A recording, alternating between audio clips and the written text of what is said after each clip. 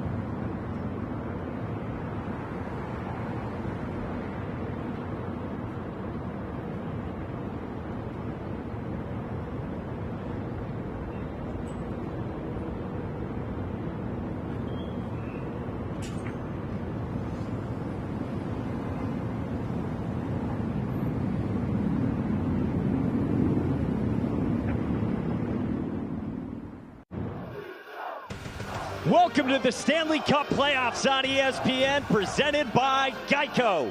We're underway in the second round, and tonight's doubleheader on ESPN starts in Toronto. Game 2 in the Eastern Conference between the Maple Leafs, who survived a Florida comeback bid in Game 1, but lost their starting goaltender, and the Florida Panthers. Brad Marchand and the Cats will try to even this series in Game 2. Different stories. The Florida Panthers have won the Stanley Cup. Another heartbreak for the Toronto Maple Leafs. The longest Stanley Cup droughts in NHL history. Different paths. Here's Domi. Score! Right out in front. They score. Matthew Tkachuk. Anything can happen. Kicked out. Rebound. Nylander scores! Nice moving in. Toronto hangs on in Game 1. This is the Stanley Cup playoffs. Reigning champs against the cup-craving country and city. From Scotiabank Arena, it's Game 2. The Leafs built a 3-goal lead in Game 1 Monday. The Panthers cut it to 1 goal 2 separate times, and Toronto escaped with a win. But it came at a cost. Anthony Stolarz left the game in the second period. It starts in the first. He took a Sam Reinhart shot off the mask. Then in the second, Stolarz got hit in the head by Simon Benoit, then proceeds to get hit by Sam Bennett's elbow. Bennett did not get penalized, and there was no supplemental discipline from the league. 9 minutes of real time later, Stolarz vomited on the bench, and at that point, Joe Woll replaced him. Stolarz is out tonight and no timeline on his status. So with all that, we say hello and thanks for joining us alongside AJ Malesko. I'm Mike Monaco. You already heard from Emily Kaplan out with the people. So that is the huge news up here over the last 48 hours. The goaltender change. Joseph Woll starts. How much of an impact? A huge impact. He played over half this team's game. They trust him, but he's less vocal. He doesn't play the puck as actively, so the defense are going to have to be aware on their breakouts. Maybe some subtle adjustments for them as they clear the puck out of their own zone. Flip side, Florida mounted a comeback late when Woll was in the net and the third line was right in the middle of it. They were the emotional catalyst. They dragged them into the fight physically, emotionally, and then they got those 2 big goals. These top lines, they can cancel each other out, but with that lead killer in Brad Marchand, that line is going to be integral to the Florida Panthers' success. So can Marchand and the Panthers respond tonight? We will find out here in Game 2. We're set to go over to public address announcer Mike Ross.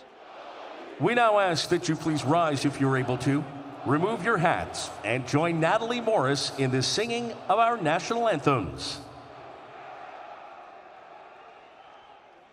Oh, say can you see by the dawn's early light what so proudly we hailed at the twilight's last gleaming, whose broad stripes and bright stars through the perilous fight o'er the ramparts we watched were so gallantly streaming, and the rocket's red glare, the bombs bursting in air, gave proof through the night that our flag was still there.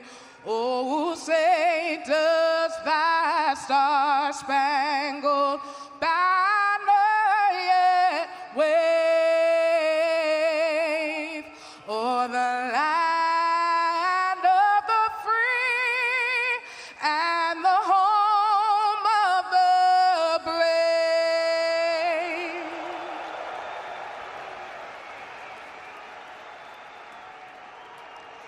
Oh, Canada, our home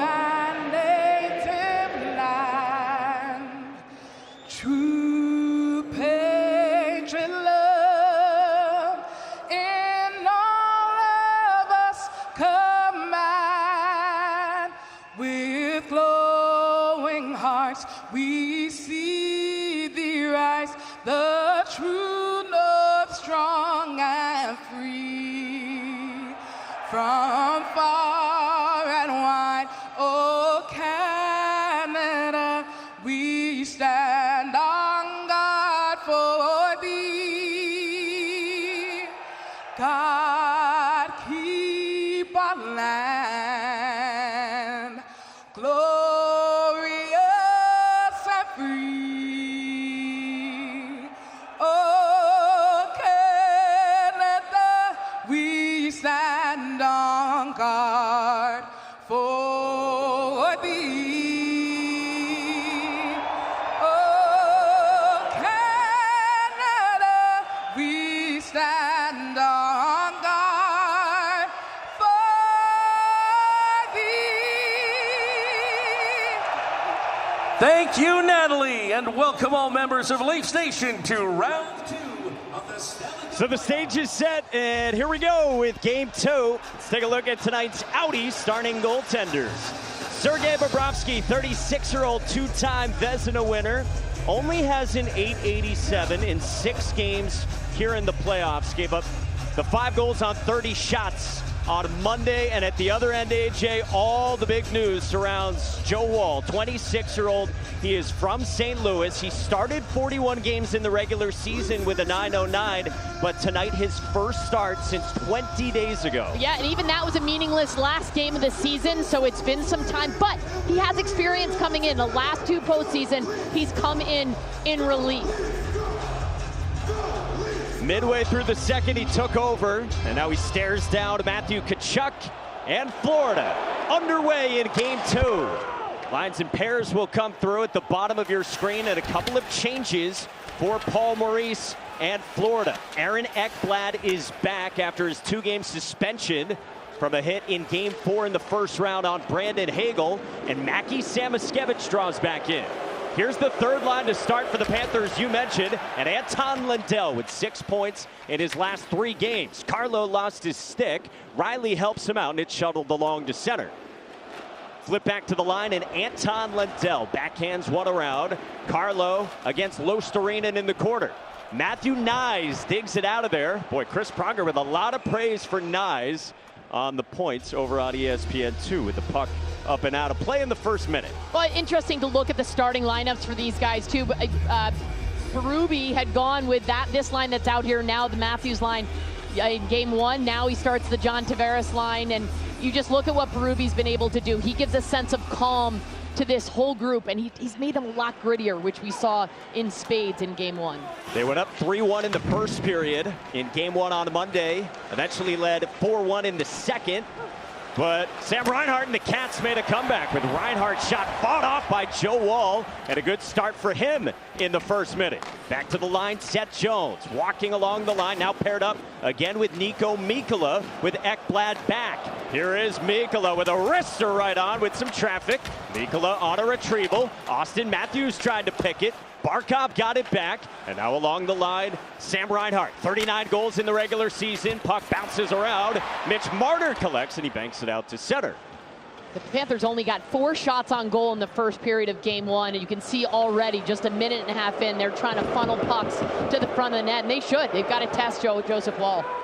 No icing here. It's waved off. Sam Bennett shuttles it around, and he's greeted by boos, as you would expect. No penalty and no supplemental discipline, as we said, for Bennett, who carries in behind, worked it out net front, and Woll freezes it. Let's check in with Emily back from the outdoors. So Aaron Ekblad spoke today for the first time on that hit that got him suspended. He said, every time I'm coming down the wall there, I'm trying to make a hit. I was aiming for Hagel's chest. I hit his chin, which is unfortunate. Now, Hagel had very pointed comments saying, if you go after a player's head, that's as bad as it gets. Ekblad said, that's reasonable, but he reiterated, I am never out there trying to hurt anybody. All right, Emily, good stuff. What does his return, AJ, mean? It's huge for the Panthers, and you just look at the way he was always known for his offense, but Paul Maurice was talking about, though, his gap and how he plays all the games. But the most important thing, he slots everybody down. Seth Jones on that second pair, and there's now a second right shot defenseman in the lineup, which is really important. Yeah, it would have been 5 left shot defensemen in the lineup for Florida. We've got the fourth line out there right now, and an intercept by Jesper Boquist from Simone Benoit. Dmitry Kulikov couldn't glove. Bobby McMahon off to the races and drew a penalty. Kulikov in a last-ditch effort had to cut off Bobby McMahon, and Kulikov will go to the box in the first 2 minutes and 20 seconds, and Toronto will go to the man advantage. Penalty, 7, interference. Well, Kulikov, this is a pretty easy call when you're the ref. This is the definition of interference. Kulikov getting in McMahon's way, not allowing him access to the puck, and he pulls his arm up. But Kulikov just gets himself in a bad position. He's flat-footed. The pass comes back to him, but it's up high in the air, and McMahon had a head of steam. It was his only choice. So a power play for Toronto that in game 1 was 0 for 5. It did go 6 for 17 in the first round against Ottawa, but it is an excellent and very aggressive kill for the Panthers. Very aggressive. And for Toronto, it was good in the first round, but really just because they were so good in that first game. 5 forwards on this top unit. Austin Matthews in behind. Stick handles, works it out to Mitch Marner. And now William Nylander had 2 goals in the first in game 1 on Monday. Nylander skates in, off for Marner, off a stick. Bobrovsky the stop, and he stuffs Knies. Great reactions from Sergei Bobrovsky. And that's huge for Bobrovsky. He did not have an uncharacteristic game in game 1. Let up some goals I'm sure he's going to want back. So for him to see some early action and saves like that are big for this team. Seth Jones into the corner. He's out there with Mikkola, Reinhart, and Barkov on this kill for Florida. More than a minute soaked off, and Reinhart skates it out. He's on the move, on the entry, shorthanded. Mikkola off his stick, tried to spin it around net front. Barkov on a retrieval, and back to Jones. And partly for the Florida Panthers, they're so aggressive on the penalty kill, as you mentioned, but Bobrovsky is the heart and soul of it too. When he's on, it is really difficult for teams to try to generate anything, even with this 5-forward power play that Toronto utilizes. Marchand and Wall in a collision in the trapezoid as Wall had let that puck go through, and then he tumbled with Marchand swooping in behind. That'll inflame the masses here at Scotiabank Arena. Max Domi drifts in, rims it around. 12 seconds to go on this power play for Toronto. Riley for Domi, left point, turns it over to Nico Sturm. Final 5 seconds and an offside whistle with 3 seconds to go. Well, another great kill for the Panthers, now 6 for 6 in this series. But how about this? Look at Matthew Knies, elbows up, trying to take the eyes away of Bobrovsky.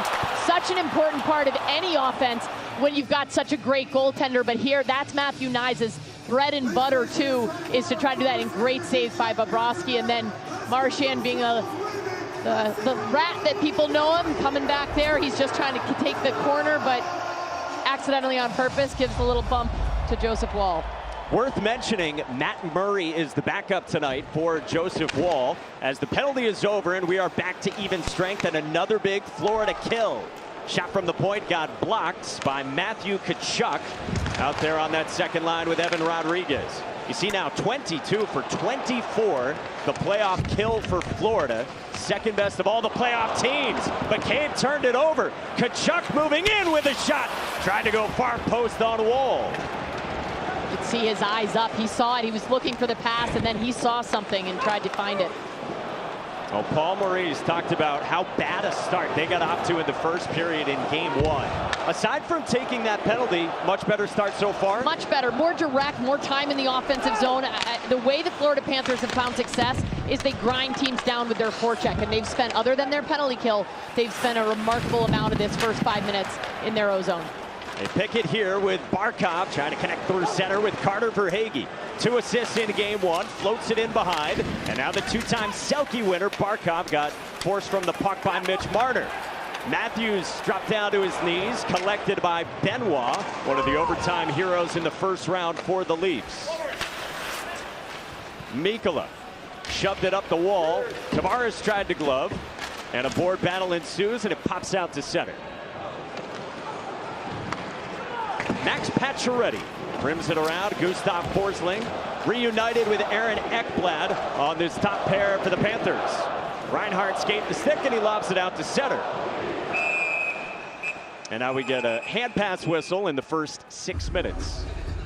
Well, Matthew Tkachuk had a long game absence due to his injury after the Four Nations, and he came back in the first round, and he actually played his most time on ice in game one, over 19 minutes. It's just a misfire there that he's able to capitalize on, and his eyes up, stick inside. He's going for that stick side, misses the net, but good opportunity to try to get, even if he could get a puck on net. It looks like maybe Bull got a piece of it, but get the puck on net, try to create a rebound opportunity. Yeah, you mentioned 19+ minutes for Tkachuk, who in the first round only averaged 13 and change, so a big boost to get him back to normal workload. Yeah, one game even around 10 minutes, and you know, he had the lower body injury. Of course, when you're dealing with that as a skater, Paul Maurice was able to manage that, and part of that is a testament to the depth the Florida Panthers have in their lineup. Max Pacioretty flips this one with William Nylander in pursuit on Gustav Forsling, and the Swedish defenseman cut him off. Puck kicks out to center, and here is Mackie Samoskevich, 22-year-old former first-rounder, draws back in for A.J. Greer on the fourth line for Florida, and a good check from Samoskevich. Nate Schmidt came pinching down the wall aggressively. Boquist goes reaching for it. In a fight, Boquist cut off net front by Pontus Holmberg, who clears. And an icing whistle. Paul Maurice, that was a big topic of conversation, the start to this game in game two. Yeah, and he took full blame for it. Everyone said, what was the reason for it? It's not a long layoff. Their series ended last Wednesday, and he said coaching. Unacook just took the blame. He said, I got to get them ready. They were not ready. That was very uncharacteristic for us, even the second period. And then it got them going. They started playing their characteristic Florida Panthers style hockey, which is that grinding, heavy, physical forecheck hockey. They've got the Sam Bennett line out there right now. Bennett to take the draw against Max Domi, who kicks it off into the corner. And Jake McCabe for Chris Tanev, who sidesteps Matthew Tkachuk. Out to neutral ice, Bobby McMahon, rink wide, out of the reach of Domi. Dropped off, Bennett for Rodriguez. The Toronto native dropped it for Bennett, slides it along for Tkachuk, bats it in behind to Rodriguez, who gets pinned in the corner by Simone Benoit. Tkachuk tried to bank one back to the line. He couldn't. And Calle Jarnkrok pitches it deep for the Leafs on their fourth line. Steven Lorentz, the former Panther, charging in on Bobrovsky. Jarnkrok around for Riley. Walking along the line, flings it off the end boards. Bounce out in front toward Jarnkrok. And a backhand chip wide by Lorentz. Reinhart connects for Verhaeghe, who will work it deep for Florida. Wall out to play it with Verhaeghe bearing down on him. Stolar, someone who is great handling the puck, so that's one difference in net tonight for Toronto. Yeah, he's almost like a de facto third defenseman back there, the way he can start the breakup, especially on a dump in. So for their team, they're going to have to adjust. And for the Panthers, maybe they should dump. They don't have to be as aware of where they put the puck on their dump ins. Marner spun one, but it was cut off by Kulikov. Carlo couldn't work it deep, and Florida spins one out through center. 5-4 was the final in game one for Toronto. Trying to change all that playoff history through the years that has been well documented. John Tavares, 38 goals in the season, got stripped and drew a penalty for a trip. So loud here, you couldn't even hear the whistle initially, but John Tavares draws a tripping call, and the Maple Leafs will go back to the man advantage. Florida penalty number 63, 2 minutes for tripping. John Tavares in on the entry for Toronto. Draws this trip on Brad Marchand. Toronto back to the power play next.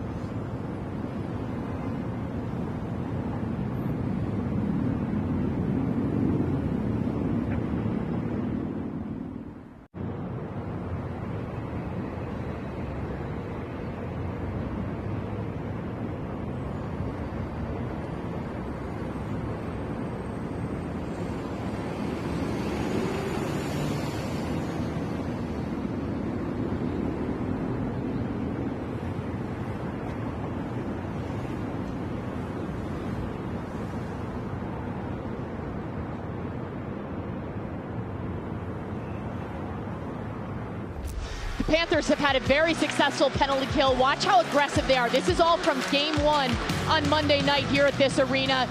The Panthers penalty kill went 5 for 5. They're fronting the pucks, and they're all recovering to the middle of the ice. Look how tight they are, but they're getting in passing lanes, and they're really disrupting.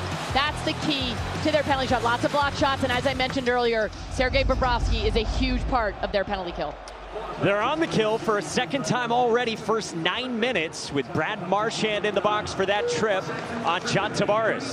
Gustav Forsling right on cue, freed it up in the first 10 seconds. So the flip side of that, Craig Berube said to us before game 1, he wants everything their power play does to be quick. And what he wants them to be able to do is have that quick strike mentality. It doesn't have to always be pretty. Take a broken play, especially because of the aggressive nature of Florida. Take a broken play and see what you can do with it. Try to capitalize. Talked about moving pucks quickly off the walls, getting it and going against the aggressiveness of Florida's kill. Nico Sturm, great face-off man, won the draw, and another clear for the Panthers. Again, 5 forwards on the top unit for Toronto. This is Marner off a skate out there with Nylander, Matthews, Nyes, and Tavares. Well, you mentioned Nico Sturm and Brad Marchand, 2 guys that came over in the deadline, 2 huge pieces of the depth for their already successful penalty kill. Willie Nylander drifts in. John Tavares on the backhand. Stretches in behind. Around for 22-year-old Matthew Nyes. Marner a shot. Climbs high off the end boards. Tavares out of retrieval for Nyes. In behind, possessing, pressured by Reinhart. Tavares spun one off the leg of Forsling. Coming up on the midway point of this second Toronto man advantage. Tavares got one back for Nylander. Move for Marner. Drifting out high. Tucked one for Nylander. Space. Nylander through. Carries it around. Matthews drops it off for Nylander. Off the stick of Forsling. Nyes back for Nylander. Along the goal line. Trying to elude Forsling. Nylander for Marner. Matthews a drive is blocked by Barkov. Tavares. Matthews a shot soars high. 32 seconds to go. Nylander turns away from Reinhart. William Nylander, a feed, eludes Marner and out of the zone. Another great kill. Great stick position, great block shots. And the more they are able to kill this, the more the Florida Panthers get that confidence, that swagger. And that's been building this whole playoffs. This one comes in on Wall with 10 seconds to go on this power play. Bobby McMahon to the red line on the shoot-in. Nico Sturm checked by Pacioretty. Mikkola for Jones, and this one banked out to Brad Marchand back onto the ice. A second kill for Florida. Marchand taken out by Bobby McMahon, and another penalty is called.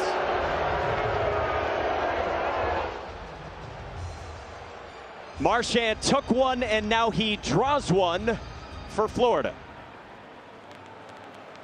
Minor penalty, 74, tripping. Brad Marchand right out of the box draws this on Bobby McMahon in Florida to the power play for the first time when we come back.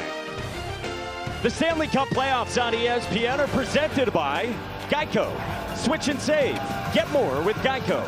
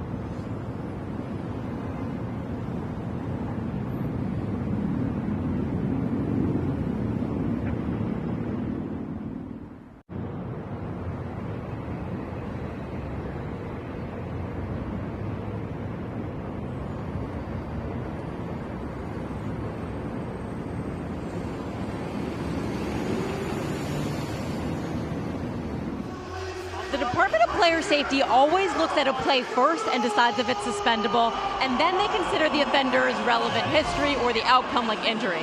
After viewing all angles of Bennett Stolarz, they just didn't think that play warranted supplemental discipline. Anthony Stolarz has been released from the hospital. He felt well enough to be with the team for breakfast yesterday morning. He was smiling.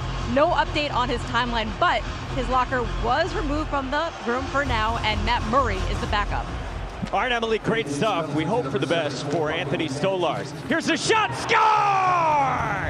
Sasha Barkov on the power play for Florida.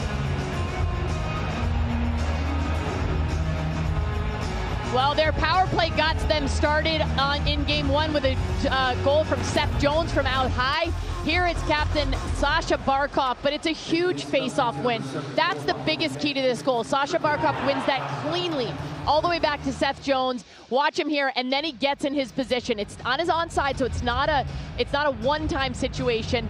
And then Seth Jones will walk a little bit. Usually you see Reinhart or Matthew Tkachuk in front of Joseph Woll, so that's a straight-on shot, no screen, one that maybe Joe Woll's going to want back. But it's, you know, when you look at somebody like Alexander Barkov, he can be a goal scorer when he has that much space. Yeah, 1 for 3 on the power play. You mentioned in game one, Sasha Barkov gives Florida the lead. 20 goals in the regular season for the captain, right off the faceoff for Florida. Well, you know, I mentioned it. You've got those guys that usually go to net front. They go off to the flanks because they're just getting set up, right? So you see on the left there, you've got Reinhart, you've got Matthew Tkachuk on the other side. No one in front of Joe Woll, and that puck just slips right underneath his glove, and he can see the puck the whole way. See the playoff numbers for Sasha Barkov. Most points in the playoffs in team history.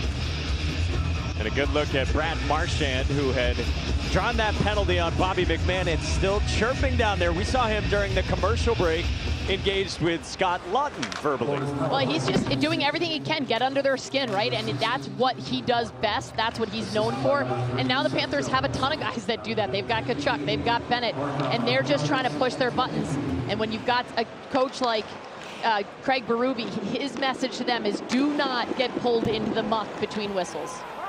And in the context of Emily's report on Anthony Stolarz, Craig Berube had said after the game, in his mind, clear as day, that it was a penalty. But from there, yesterday and today, he tamped down any further commentary on it and did not want to go there. And as Emily mentioned too, it was that once the play was deemed not reviewable or no further discipline, they don't care his history, and they do not care if there is an injury at that point. They just thought it was an innocuous play. Our Dave Jackson, our rules expert, he thought it was a missed minor, but even that, he was thinking that that's about it. Puck in behind, worked out toward Max Pacioretty, but it missed him. And Brad Marchand skates it wide through center for Florida. Drop back for Anton Lundell. Tried to spin it around past Pacioretty. McCabe off his stick, and Pacioretty ridden by Lostarinen through center.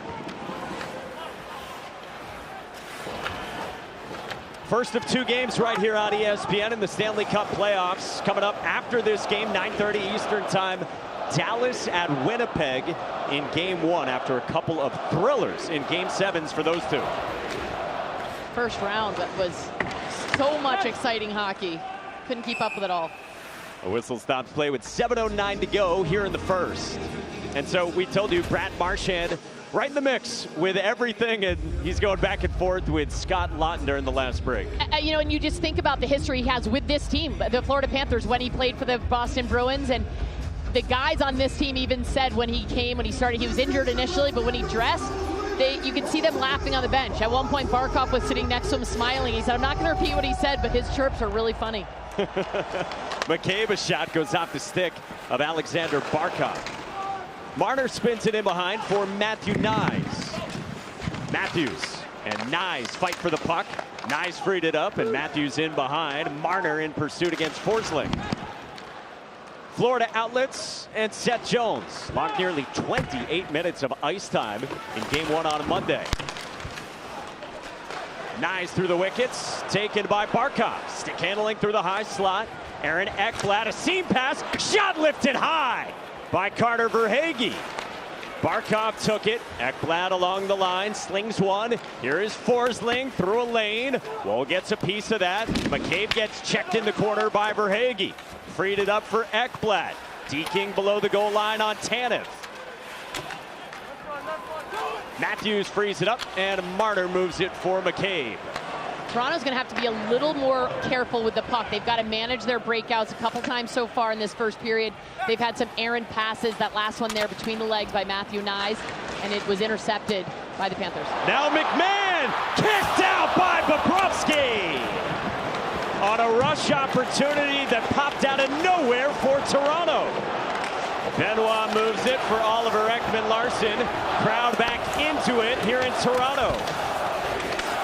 Here's McMahon, 20 tucks in the regular season, and nearly had one here in the playoffs.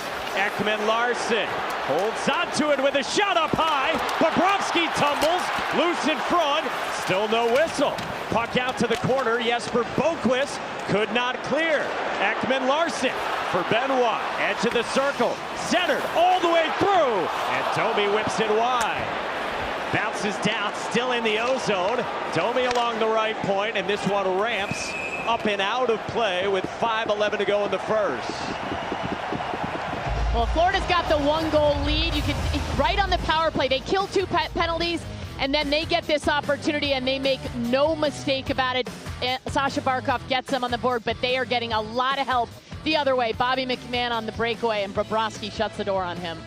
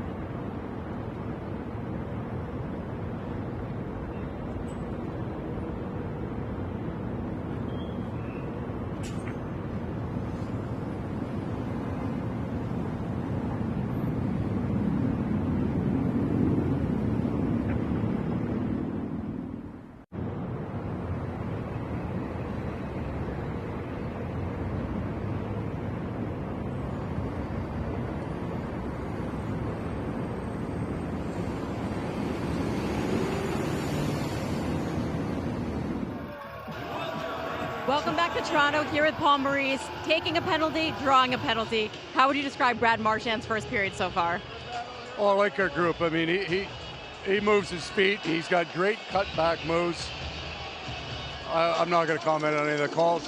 We killed the ones we had to, and we scored on the first one. What has Marchand added to your group? Oh, a whole lot of everything. I mean, all the stuff that people talk about is the least of what he does for us. He's a great player, great penalty kill, power play guy. Lots of good energy, too, but very, very smart. He's made those 2 young players really strong. Thank you, Paul. Okay. All right, Emily, great stuff. Yeah, Brad Marchand, of course, came over at the deadline from Boston, where he was in his second year as the captain there. And all time with the Bruins in playoff series against Toronto, Brad Marchand 4 for 4 against the Leafs. Always greeted by boos here, even though he told Emily pregame this is who he grew up rooting for. 5 to go in the first, and Lindell tried to connect with Eetu Luostarinen with that Marchand line out there for Paul Maurice. Carlo through center. John Tavares slings it for Morgan Rielly. He had a goal in game 1 for Toronto and has 3 in the playoffs. Tavares couldn't get to it. Anton Lindell does instead, and he shovels in as Florida changes.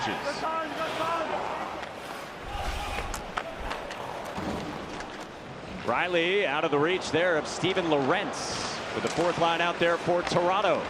On the move, Matthew Tkachuk drops it back from Bennett, and a pass interrupted there by Scott Laughton. Lorentz moves through. Came in on a PTO with Toronto after winning the Cup last year with Florida. Laughton back to the line for McCabe. Handling on the backhand. Jake McCabe pressured there by Tkachuk.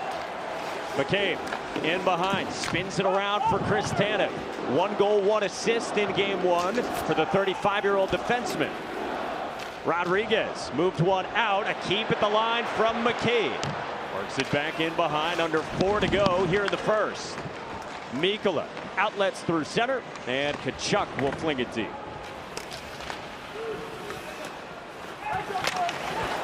Bennett kept it in, worked it out toward Tkachuk. In behind for Hagee. Flung one toward the net. Nyes carries out for Toronto, taps the brakes, and uses Mitch Marner. 102 points in the regular season. Here is Nyes with a deke and a shot. Short side and high. Ekman Larson chipped it back. Schmidt is on it. Kulikov floats this one out of play and didn't appear to be deflected. So Dmitry Kulikov tosses one out of play and takes a delay of game penalty for Florida. Florida penalty number 7, 2 for delay of game. Kulikov takes his second penalty here in this first period. He's doing a good job. The whole team, and they're trying to just get the puck up and out. That puck's on edge. Those are right away. A player knows that it's going up and out and just catches the edge up over the glass. But you know what? You heard Paul Maurice tell Emily they've killed the 2 they had. They like their penalty kill. You can see you've got how they start. They win these face-offs, so they got to keep it going. They win another with Tavares. Can Florida keep playing with this first period fire with this Toronto power play? Matthews swoops in, takes the puck, moves it along for Mitch Marner. Aggressive pressure from Sam Bennett. Nylander for Marner. Marner dragging through, off for Matthews and just out of his reach. First 20 seconds gone by. Marner for Nylander. Willie. Good stick there from Nico Sturm. Pressuring Matthews. Marner didn't get all of it. Rebound toward Matthews, who tried to bat it out of the air. And Sturm clears it out for Florida.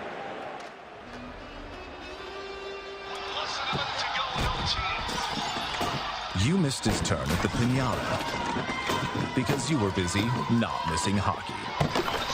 Watch in-game highlights, stories, and post-game recaps only with the NHL app. 2 good deflections in the passing lanes. The first by Aaron Ekblad that would have set up the Leafs for a perfect scoring opportunity.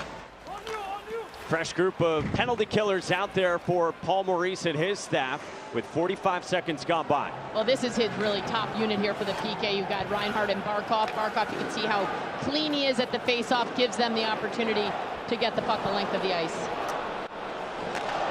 Midway through, William Nylander loads it up on the entry to Nyes. Left wing wall cut off there by Seth Jones and a clear. Panthers change, and Toronto works its second unit over the boards as we hit 2 to go in the first in game 2. 40 seconds left. Max Domi through center. Chips one ahead. Gustav Forsling pursues, gets sandwiched by Domi and McMahon. Into the corner, Pacioretty for Max Domi. Back to the line. Here's a shot. Score!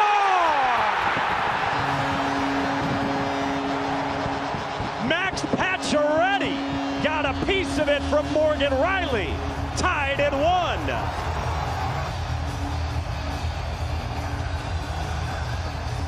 Well, Max Pacioretty wasn't quite sure this first one went in. He turned and buried the rebound, but here's a look at the first deflection that Max Pacioretty puts in up off the back crossbar, but he makes no doubt about it. He only gets credit for 1 goal on that one, though. Keep an eye on Pacioretty. What a great addition he's been, not just to this team, but to this second line, and then, of course, to this power play unit as well. He's big, he's strong. He's remade his game since coming back from 2 Achilles injuries where he's more physical. He actually leads the NHL this playoffs in hits. He's physical, he's grinding, and he does an excellent job. Usually as a setup guy, but there he is with beautiful hands on that tip. 36-year-old with more than 300 goals in his career. Hadn't had a playoff goal since 2021 before Game 6 on Thursday. Now he adds another. This game's tied at 1. Matthew Tkachuk with a shot that goes off the stick of Morgan Riley. Sam Bennett got checked in behind, a little bit slow to get up, and now Steven Lorentz bumps one out through center. Kulikov up ice toward Bennett, checked by Jake McCabe. You know the crowd will be into it every time Sam Bennett's involved. Spun one for Tkachuk.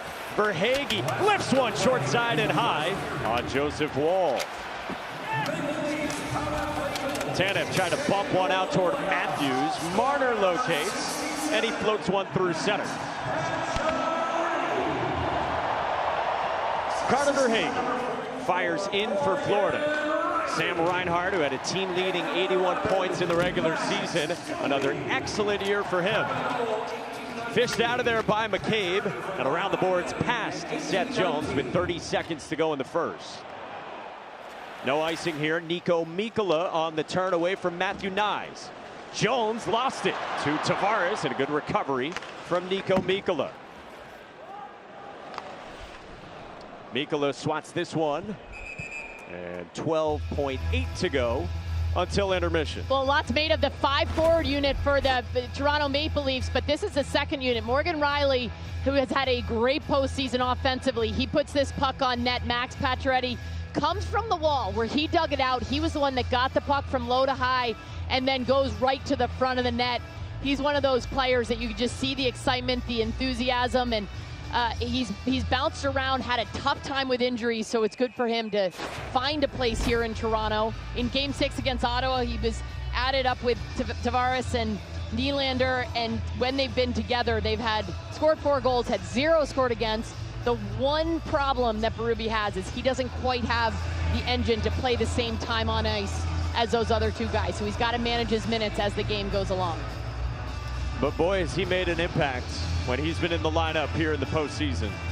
And he's just happy to be, he says it all the time. He said, you know, it's maybe going to retire, and my kids are now getting to the age that they like to see me play, so doing it for them. Heard he gave a shout out pregame in his interview with Emily to son Enzo, who he called a warrior. Yeah, he's got, PK said he has 4 kids. I'm pretty sure he's got at least 5. Marchand and Pacioretty mixed up at the end of the first and still engaged right in front of the Toronto bench after the first 20 minutes. 1-1 hour score in Game 2 from Scotiabank Arena. To the studio, how about this crew? Steve, Kevin, PK, and Chris. All right, Mike, thanks very much. Don't sleep on Arno O'Cal. He's here, too, the birthday boy. I don't see any cake, though, Leaves. He's being working tight. very hard. Well, he's not supposed to buy his own cake. It's his birthday. Why not? Where's my cake, Leafsy? He's making some sheets. What are we doing? It's Emily Kaplan's birthday, too. Yeah, that's true. Kaplanator. So there should be at least one in here. So birthday wishes, and then wishes for discipline and power play goals and more face washes. We're going to hear from Alexander Barkov. I like to call him Sasha, but that's just me. All straight ahead on the Lexus First Intermission Report.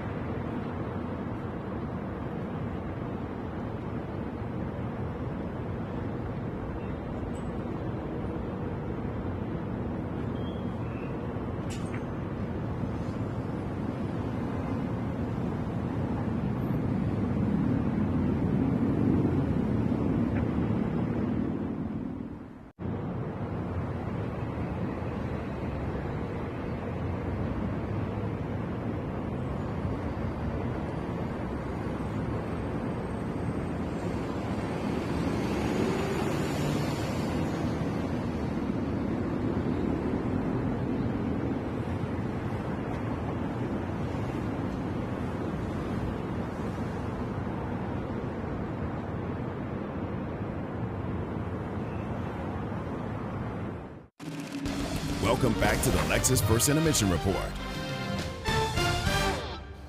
Just a couple of men with sticks and pucks, and somebody's got a waffle or a blocker. Actually, that's pretty cool. It's got eyes on it. You like very that? Nice, Yeah. very nice. Yeah. We're 1-1 after 20 minutes of play. Really good, sort of high event period. Not a lot of shots, but a lot of action.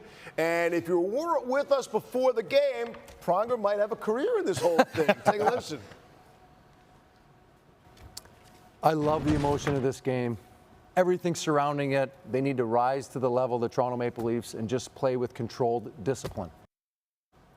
Oh, control discipline. Control discipline. Yes, control yourself. Yeah. Understand the magnitude of the game, the emotions, the mentality, everything that surrounds this. Brett Marchand. Take us through this. I mean, chips it wide, he's going in. Oh, that did not look like it was very friendly. Oh, Takes man. out his knee. Oh, yeah, you're right. Yeah. That's a penalty in every league. Yep. Yeah. So that's 2 minutes. That's two in the box. You've already got a backup goaltender. Correct. And the man I like to call Joseph Wall because like a wall back there. In a regular season, Bobby McMahon might be picking up his teeth off the ice after a hit like that. Correct. All right, PK, take us a walk. Okay. Go near the Stanley Cup back there. We're going to break down the goal, there goes and the we're cup. not pointing fingers here, but we've been talking about special teams a lot. Vegas last night, we're talking about them getting more aggressive, shooting the puck from the middle. Well, here we go. Florida Panthers, Alexander Barkov gets aggressive. So they got to get the face-off here. Barkey does what he does best, wins the faceoff. Now stop it. Can we pause it here? He gets right to his out. He's not kidding around. And if you look at him, he's already getting ready to come downhill. He knows that they got to be aggressive off the start. This catches Chris Tanev off guard. He gets a little too deep. Watch his stick positioning. As he gets the puck, Barkey walks in. Chris Tanev's got his stick over here.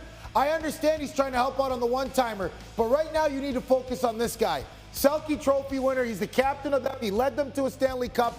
That's the most dangerous guy on the ice right now. Walking down, this is way too much space, and Mr. Chris Tanev, who sacrifices his body all the time, can't be in the lane. He ends up being a screen option, and Joseph Wall's got no chance on that. So, Weeksy, I want to see it from the goalie's perspective, but as a player, when you're killing penalties, Chris Tanev's got to get out towards that dot. He's got to close the gap. You can't give guys like Barkov, Austin Matthews, that type of space to come downhill on you. Great points there. Great points. We're going to take a look at the video, though, first to see it from the goalie's perspective. And this is exactly what Joseph Wall, St. Louis, Missouri, is seeing. He gets screened by Tanev, who I love and would have loved to have played with. He's willing to pay the price. He'll sacrifice. But as PK mentioned, he's kind of caught in between.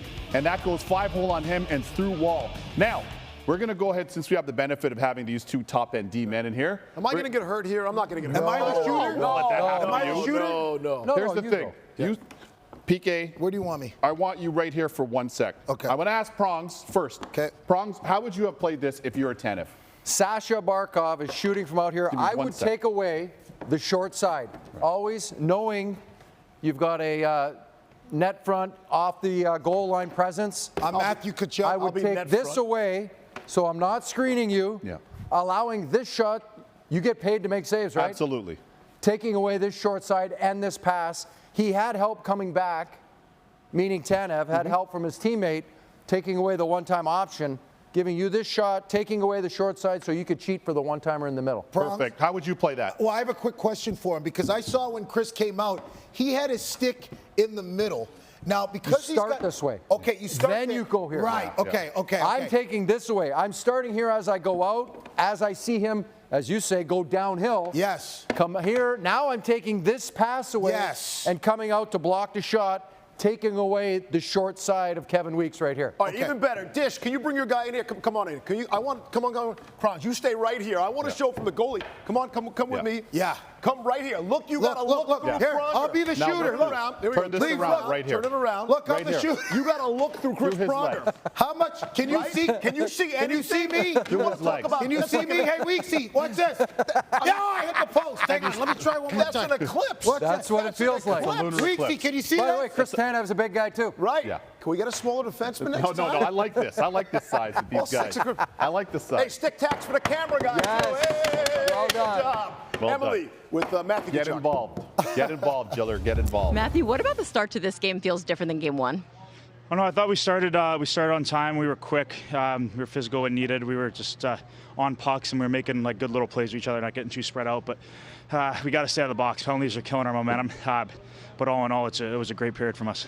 Not starting on time in game one, what do you attribute that to? I don't know. Normally we're pretty good at the start, so hopefully that's just a one-off. And what was the feeling in your room after that game? I mean, it's playoffs. Obviously, we were not happy with the way we played at all.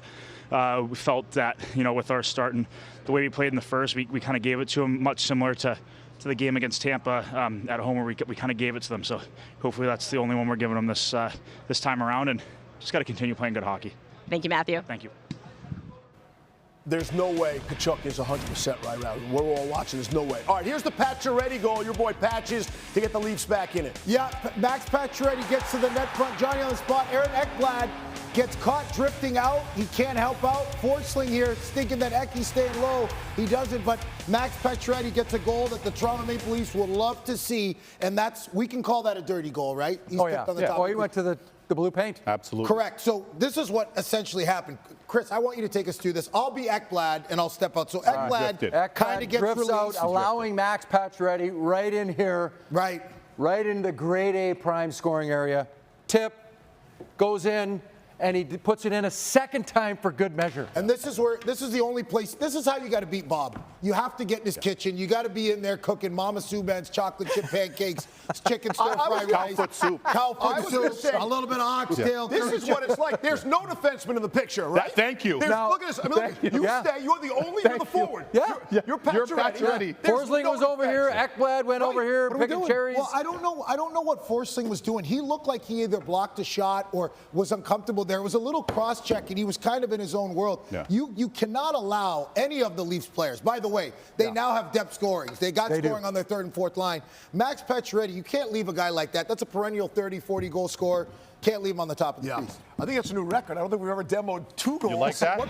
Hey, take notice of what? Multitasking. Take notice. Take notice of why. Take notice. Get in there. There's no Don't make padding in the back of my legs. I'm gonna go. Lexus Frog, bury that. Yeah! Still got it. This First Intermission Report is presented by the Lexus IS. The fun of driving is serious business. Experience amazing at your Lexus dealer.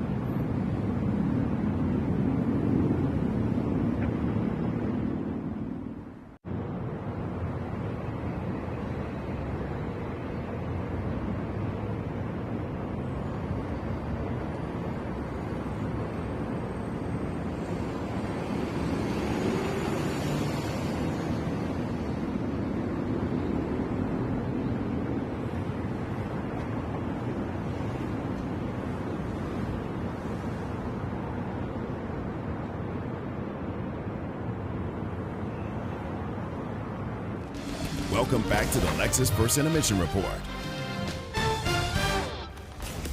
Can we finally start that Western Conference Series? Let's go. Dallas and Winnipeg. We will. Kyle Connor with Leah on keeping the edge after that crazy Game 7. Yeah, I mean, the playoffs and more so is about your one-on-one battles and, you know, your compete, like you said. So that's just something that we harp on. Every single guy needs to win their battles, their lineup. Of course, of a 7-game series, you're going against the same opponent, you know, a lot. It's you gotta go over there and fight and compete, and, you know, every single play matters, and that's kind of something we stressed on. All right. Coming up. He's in. Johnny Cash. He's in, though. Johnny Cash works for me anytime. He's in. They're ready for the burial. He looks in. Jamie Benn, Jamie Robertson, wow. Their top goal scorer. All right, what are you thinking for the second period here? Well, first of all, Matthew Tkachuk, he doesn't look himself. You know, they need to get him playing back to his hockey. But for Florida, they got to take over this game now. You can't wait till midway through the second or the third. They got to take over this game physically and with their execution. Bronx. They got to get back on the grind game. Florida, that is. They use that physical forecheck to start grinding on the back end of Toronto. Leafs. Two teams on the ice here, Weeksy. Leafs. Yeah. Trust in your coach. Trust in your game. Got it. Be intentional. Play smart. Was that Leaves or Leafs? Leafs and Leaves. Okay, I just want to make sure. Make like a tree and Leaves. Got it. This has been the Lexus First Intermission Report, but you already knew that.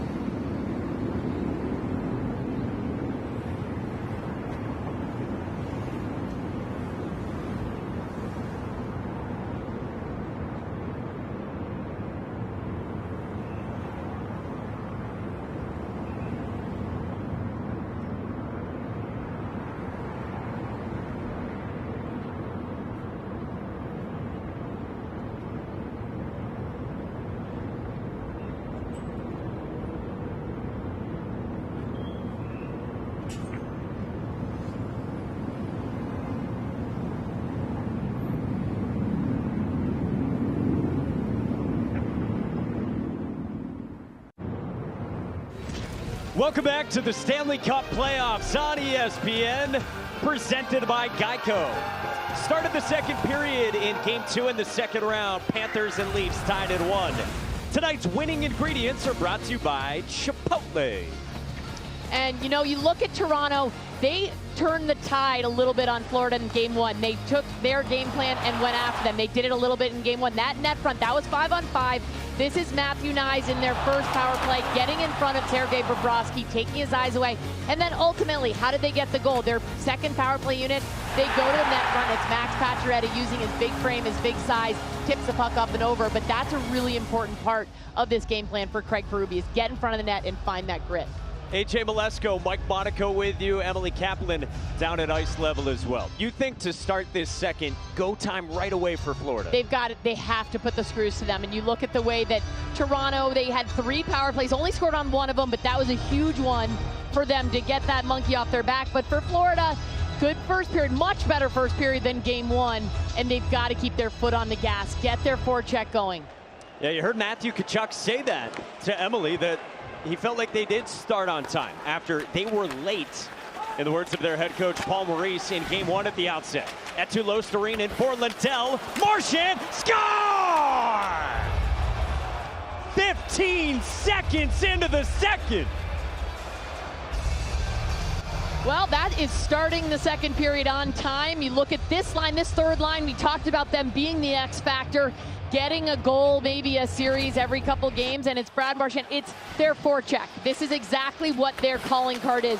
They go to work, they win the 50-50 battles. It's down low, it's along the walls. You see Brad Marchand starts it, a little extra, getting under their skin, and then he goes to the net and he's able to bury it for Joseph Woll. But all 3 guys for the Florida Panthers on this third line contribute. Brad Marchand had 56 playoff goals with the Boston Bruins. He gets his first with the Florida Panthers here in game 2 in the second round. You had talked about the third line right at the start of this game and how important they were, and they play a part in giving Florida another lead. Well, when Florida's playing their best, and they were not in game 1, these top 6 players on both teams cancel each other out. So it's that third line that's critical for the Panthers. Chris Pronger had just been talking in the studio about Florida getting to the forecheck. Jake McCabe moved to one back. Matthews is stopped by Bobrovsky. Well, 15 seconds in that first shift. They started the first period as well, but they go to work and watch Brad Marchand. He tracks the puck. Morgan Riley has been fantastic, but he's stuck on his backhand, so it's not a strong play.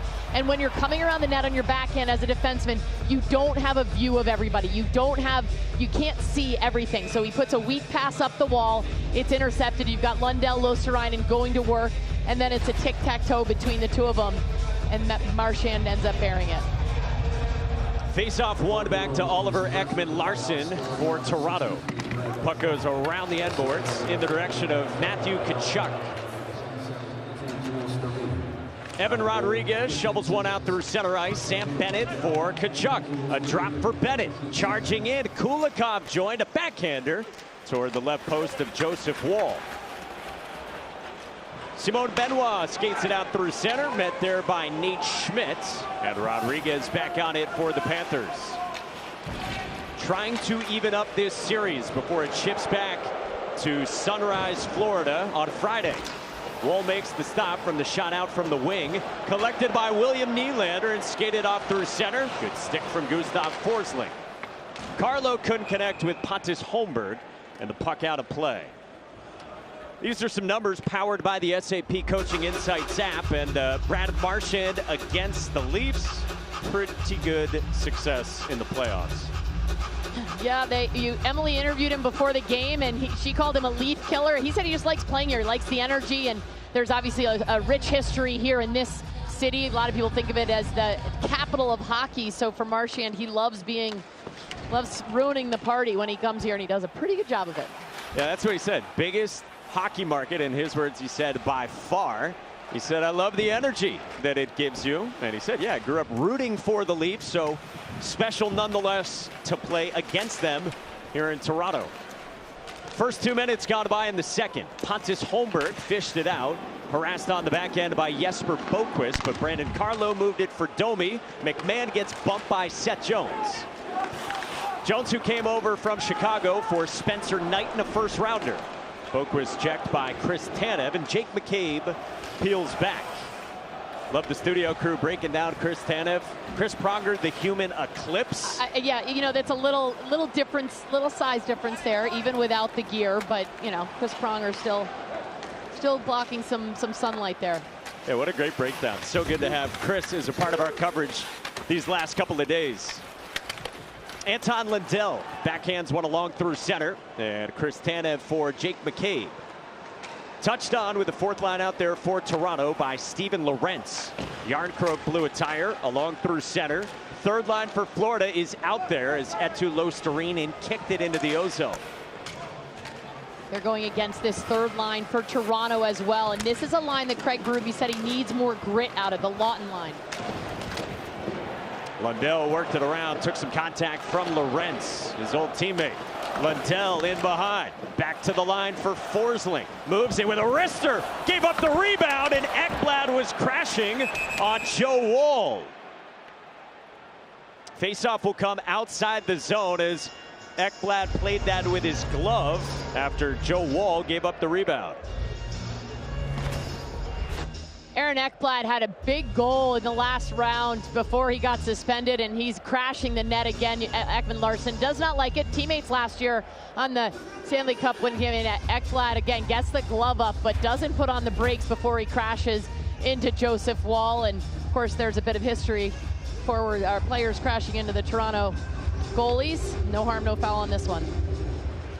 So the face-off through neutral ice, and Alexander Barkov won it back to Aaron Ekblad.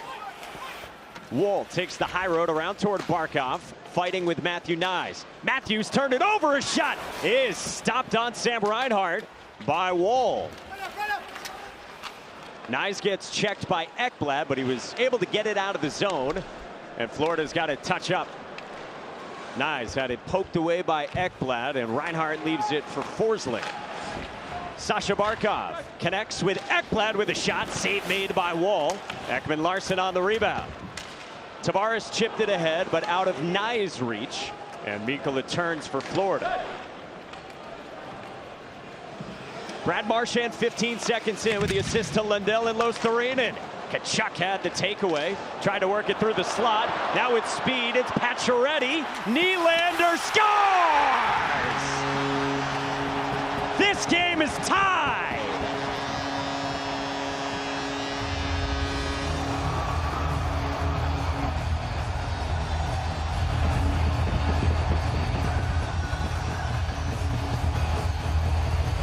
This is an opportunistic goal by the Leafs. Great in transition, great off the rush, but it's broken up here. Matthew Tkachuk, his line mates are changing. He's alone. He takes a backhand pass up the middle, trying to find somebody. That pass is intercepted, and therefore they are left right now, the Panthers that is, in an odd man situation. Mikkola's playing catch up because he's trying to close the gap, and it's the wheels from Max Pacioretty now with a goal and a primary assist here tonight. Last couple games he's had multi-point efforts, so good for him and good for his speed coming in on the neutral zone. They love to set plays up. That's it, just for them taking advantage of a broken play. It's what Craig Berube wants to see from their attack. And how about the finish from William Nylander as well? Mackie Samoskevich carries in for Florida on the Panthers' fourth line. 2 goals in game 1 for Nylander, who had a career-high 45 in the regular season. Kulikov had it interrupted, and Domi skates it out for Toronto. Domi on the move on the entry. Nylander second in the NHL in the regular season, only behind Leon Draisaitl, who had 52. And that goal now puts him in the postseason lead. He was tied before, so as you mentioned, 2 goals and 1 assist in game 1 and 2 goals, 1 assist in the closeout game against Ottawa, so he is on a heater, and they need him to be big. One of the core 4 for Toronto. Pretty slick finish he had as well, just kind of filleted past Bobrovsky. And it was a bouncing puck. It was not a clean pass. It's just taking advantage of a broken play, and it's a really good hands in tight. Luostarinen had it tipped on as he centered for Marchand. So an eventful start to period number 2. Marchand 15 seconds in. That was the second fastest goal into any period this season for the Panthers. And then Nylander at 4:18 is 6th of the playoffs. Knies with space, kicked out by Bobrovsky. Nice, chips it back to the line. Benoit had it blocked. Matthews settles it along the wall. Checked by Forsling, dropped to the ice with Verhaeghe and Barkov on it for the Panthers, and icing here. Well, games galore in the second round of the Stanley Cup playoffs. Our doubleheader continues tonight at 9:30 Eastern Time. Stars-Jets game 1. Tomorrow, another doubleheader here on ESPN starting at 7 o'clock Eastern Time. Canes-Caps game 2 after Jacob Slavin won it in OT. Then Oilers-Golden Knights. And then TNT Friday as this series resumes in Florida for game 3. Face-off one in the D zone by the Panthers, and along through center for Toronto. Ekman Larsson for Knies with a step on Ekblad. Knies drops for Marner, interrupted by Sasha Barkov, who on Friday was named a Selke finalist, already with 2 Selke trophies. Ekblad the intercept, gets it back from Verhaeghe. Ekblad checked by Knies. Barkov, a wrister, kicked out by Wall, and then Matthews on the rebound as Ekman Larsson tied up Verhaeghe. Puck bounces out high slot, settled down by Jones. Flings one in the direction of Verhaeghe. Carter Verhaeghe didn't get all of that. Benoit got a piece of it. Mikkola pinches, Knies got it for Matthews, and along for Marner through center. On the back pedal, off to Matthews, and Marner peels out for a change. Pacioretty just onto the ice, gets it back. Nylander, move for Carlo, a shot. Bobrovsky makes the stop. It was 1-1 after 1, and now 2-2 in the second in game 2. Quick start in the second for Brad Marchand, but Willie Nylander counters, tied at 2.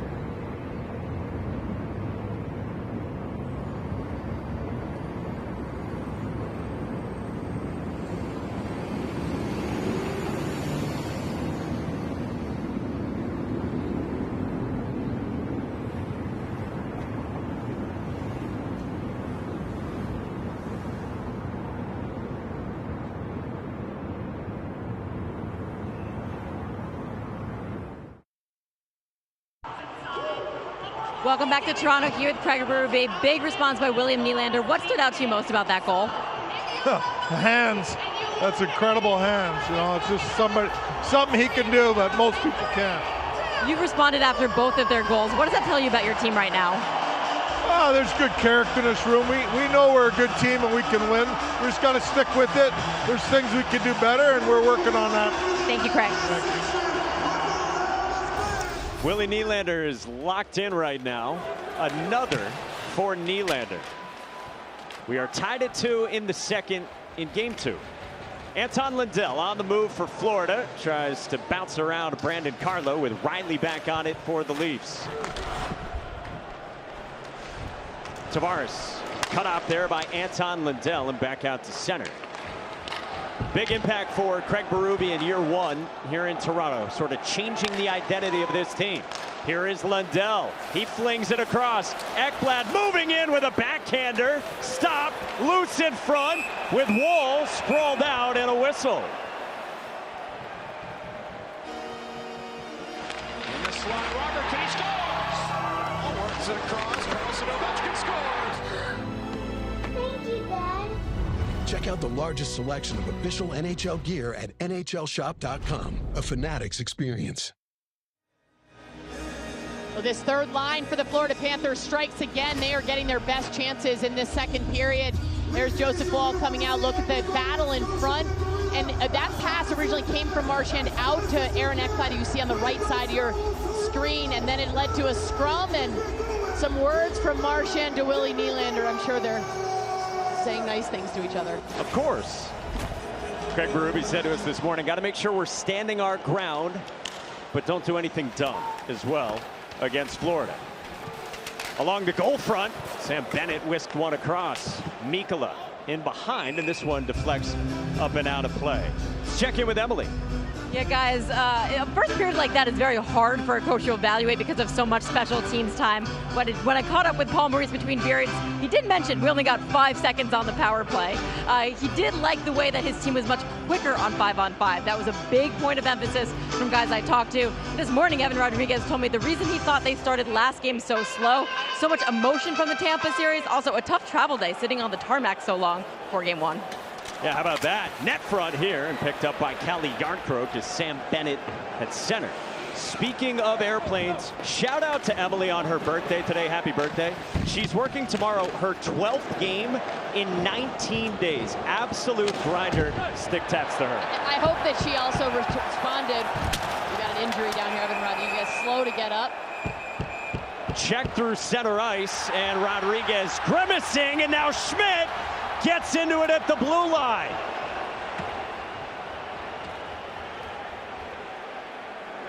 On top of Scott Laughton right at the blue line after Rodriguez had taken that check through center. And two of the hot stirrers there in Tkachuk and Bennett overlooking. You can see Lorenz Tanev very aware of those two guys. Schmidt back on his feet.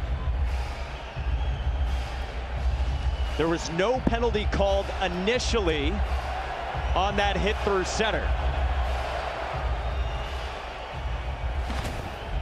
Let's see how this developed. It's a big hit from, to me, the way that he's lined up, he's defenseless, he's slow to get up. Laughton takes him out here. And that's why we see Rodriguez go down the tunnel.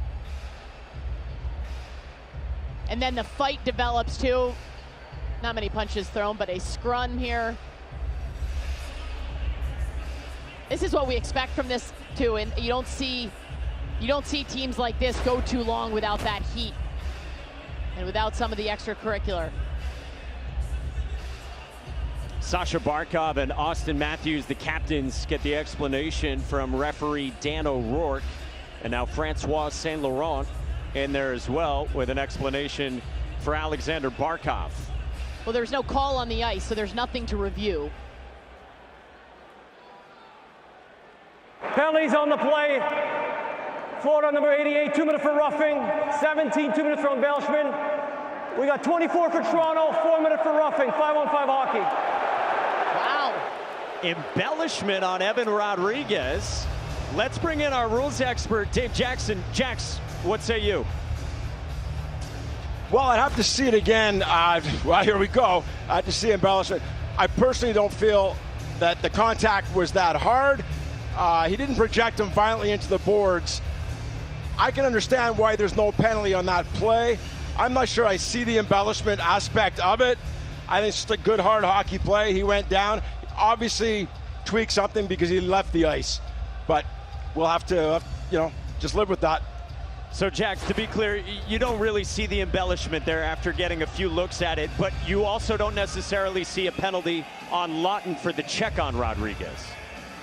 Right, the hit itself I don't see being egregious. He's not projected violently into the boards. He should know he's about to be hit. He kind of turns his back a little bit. He knows he's coming right there. He gets his hands up. That's a tough play. The referee has a good angle on that. That is not an egregious check from behind. Remember, there's no 2-minute minor for checking from behind. You could call boarding. You could call, I guess, boarding, but distance from the boards there, that's not an egregious play. I do not, however, see an embellishment on that play.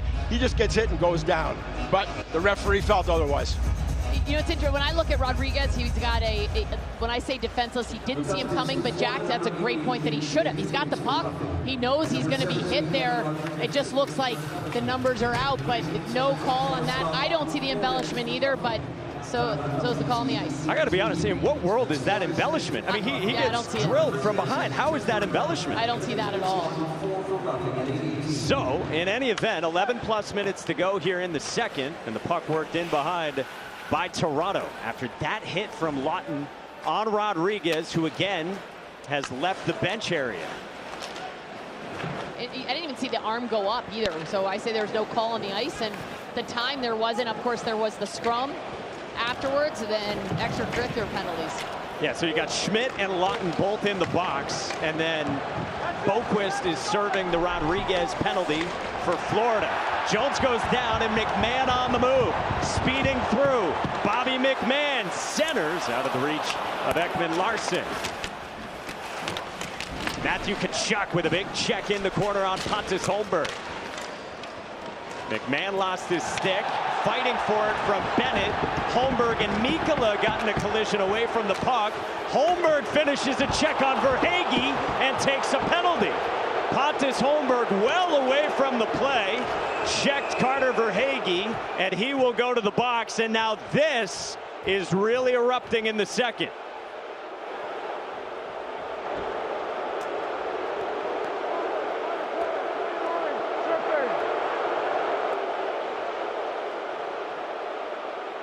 Colin Holmberg is tripping. He's played less than 5 minutes time on ice so far in this game, and he looks frustrated. The emotions, the energy get the best of him here, and this is exactly what Craig Berube does not want to get. He does get blindsided earlier in the play, not on purpose, but he does get taken out. They're sort of back-to-back, and then he ends up going for a retaliation penalty.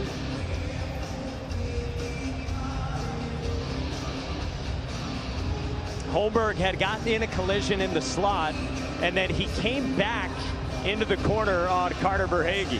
Yeah, the collision from what I saw looked inadvertent. It was just two guys that didn't see each other. He went down. He obviously thought that it was a blindside interference hit, and he went for retribution. Evan Rodriguez, meantime, has returned. We will effort to show you what happened as that check came in on Holmberg. It did look like a collision he was involved in with Nico Mikkola, and then he came back on Verhaeghe in the corners. You see Rodriguez with Florida going on the power play, 1 for 1 on one shot, and as Emily told you, it only lasted 5 seconds. So a flurry of activity here, midway point of the second. Tkachuk digs it out of there. Matthew Tkachuk drops it off for Sasha Barkov. Tkachuk for Verhaeghe. Missed him out to center.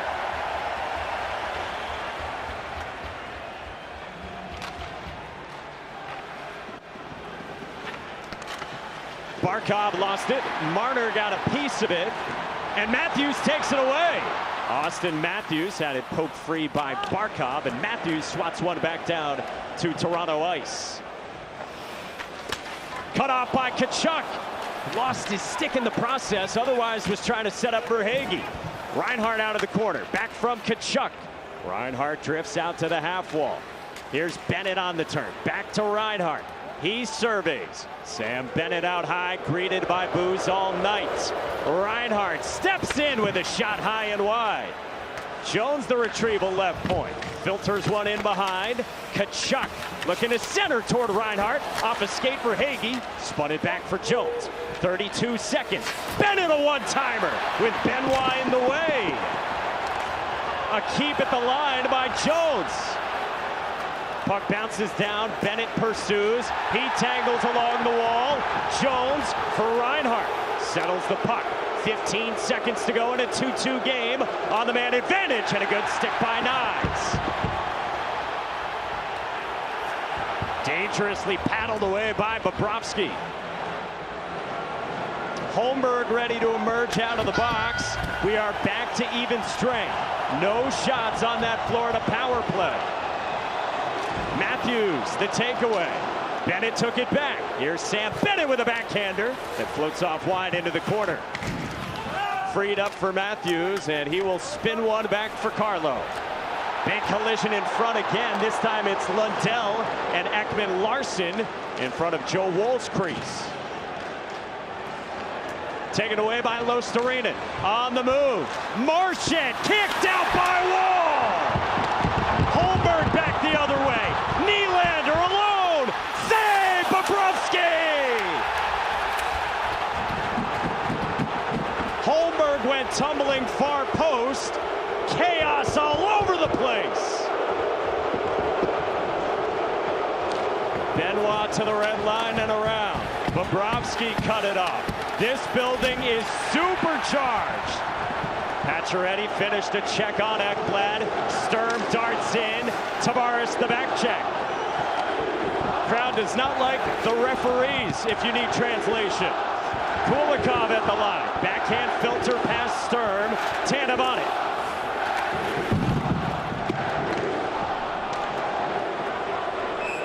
Icing with 6:55 left in the second. All right, so let's go back to the initial penalty on Pontus Holmberg that set up the Florida man advantage. Well, there's Holmberg in front again. There's the hit right there with Seth Jones in front. Unaware, both of them, but he feels like there is a missed call and he goes after retribution. It's way behind the play, very late, so that's why he sits in the penalty box. How about that save there from Joseph Wall and Brad Marchand? Great job by him reading the play coming out. And then Willie Nylander, who is hot as they come for Toronto, and Bobrovsky gets his glove up just in time. Big saves on both ends with all the action here in the second. Still tied at 2. Carter Verhaeghe for Barkov. Spun around, back below the goal line. Reverse hit from Verhaeghe on Tanev. Barkov freed it up for Kulikov. Around the boards, aggressive pinch, Mikkola. Shuttles one in behind. Verhaeghe backhands one around, and Reinhart steps in on Tanev. Barkov checked.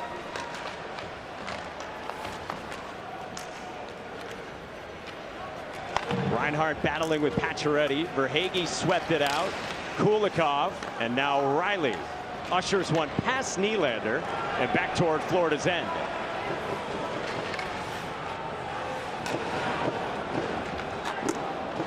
Nico Mikkola with Sam Bennett's line on the ice. Here's Evan Rodriguez stretching out wide. Tanev down. Rodriguez net front toward Tkachuk. Gets it back for Rodriguez to the line. Jones, Schmidt, a shot. Redirected off Max Domi.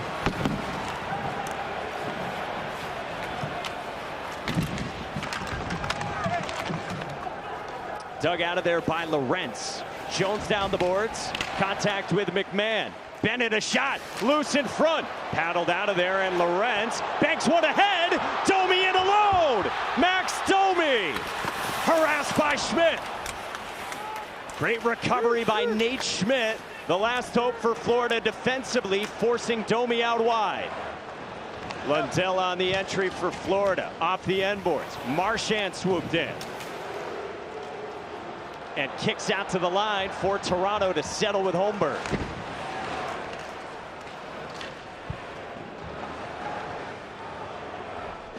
Catch your breath type of stuff here in the second at Scotiabank Arena. Frantic energy both ways. Lawton, a shot goes wide. Pursuit of his own rebound. Chopped out toward neutral ice. Simon Benoit to the red line and around. Lundell grabs it. Up ice past Luostarinen. Wall angled it off. Boquist read it well. Benoit helps out. Big check from Luostarinen. Matthews and Barkov fight. Wall drops it off for Ekman Larson. Verhaeghe stepped in. Reinhart on the turn. Tangled there with Nyes. No penalty call. Fished out for Nyes, and Marner uses Ekman Larson. Bounces down in the corner. And Jones turns away from Matthew Nyes. Nyes fights. Checked by Jones. Riley down the boards. Mikkola stepped in front of Nyes. Fished it out for Barkov inside of 4 to go in the second. Barkov with an outlet for Reinhart. And now Mikkola down the right wing boards. Taken away by Riley. Outlet ahead for Tavares. Opening up for Toronto. Tavares steaming in and stopped by Bobrovsky. Nikola races back, banked it for Boqvist. Shadowed by McCabe, pulls up. Boqvist still with it. Seam for Forsling. Forsling a shot, blocked by Tanev. One back by Sturm. Forsling a shot, saved by Wall.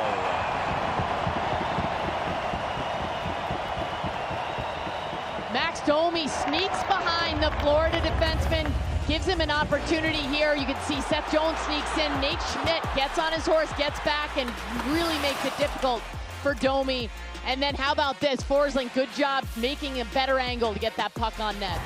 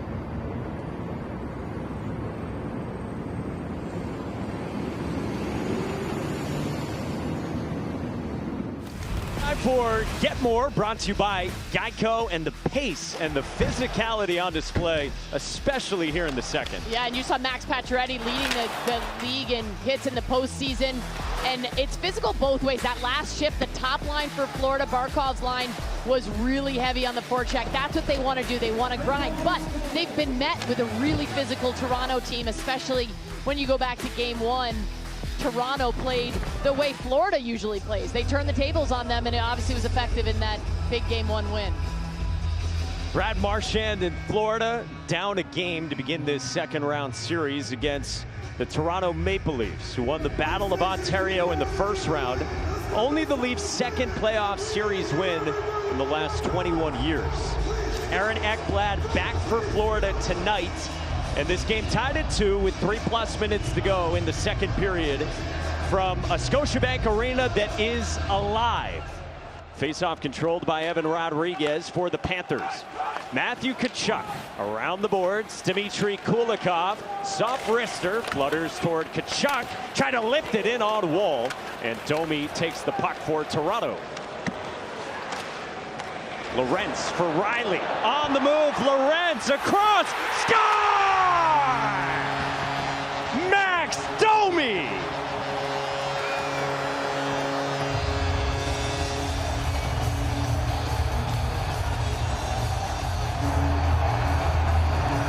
Well, this place was already electric, and now Max Domi gets them up and out of their seats once again. Here's a step by Nate Schmidt. He doesn't get the puck, and he also doesn't get his guy. By stepping up, he creates an odd man rush going back the other way, and Sam Bennett's the only one back. He's not a defenseman. He's skating forward, so he doesn't really have a good position, a good look on the fact that Max Domi is out there all alone. Usually you see a defenseman back there, of course, heels to the net, and in this situation, it's broken play in the neutral zone. I love that Florida's trying to break it up. Their defenseman stepping in, but if you don't get your guy, you're in trouble. And how about the feed from Steven Lorentz, who grew up a diehard Leafs fan. 15 years ago, he wrote in his middle school yearbook that in 15 years, he would be playing for the Leafs. He told us this week, sometimes he's got to look down at the logo and remind himself, this is real. He just set up Domi for the lead. And you think about so many people that did grow up in this area, that did grow up here. It's such a huge fan base, and what a dream come true. And then for him, right now with the go-ahead goal, to have such a critical part of it. Jones with the shot, got blocked on the way in, with Florida now trailing. Luostarinen off to the corner, and Marchand Try to work it back to the line, but Toronto's out through center. Nylander chips in, and Toronto is offside. Delayed whistle there. Right back the other way comes Florida. And Marchand into the corner. Thought we heard a whistle and allowed Building. Apparently did not. Here's Ekblad right point. Moves one in behind in the direction of Lundell. And Forsling down the wall.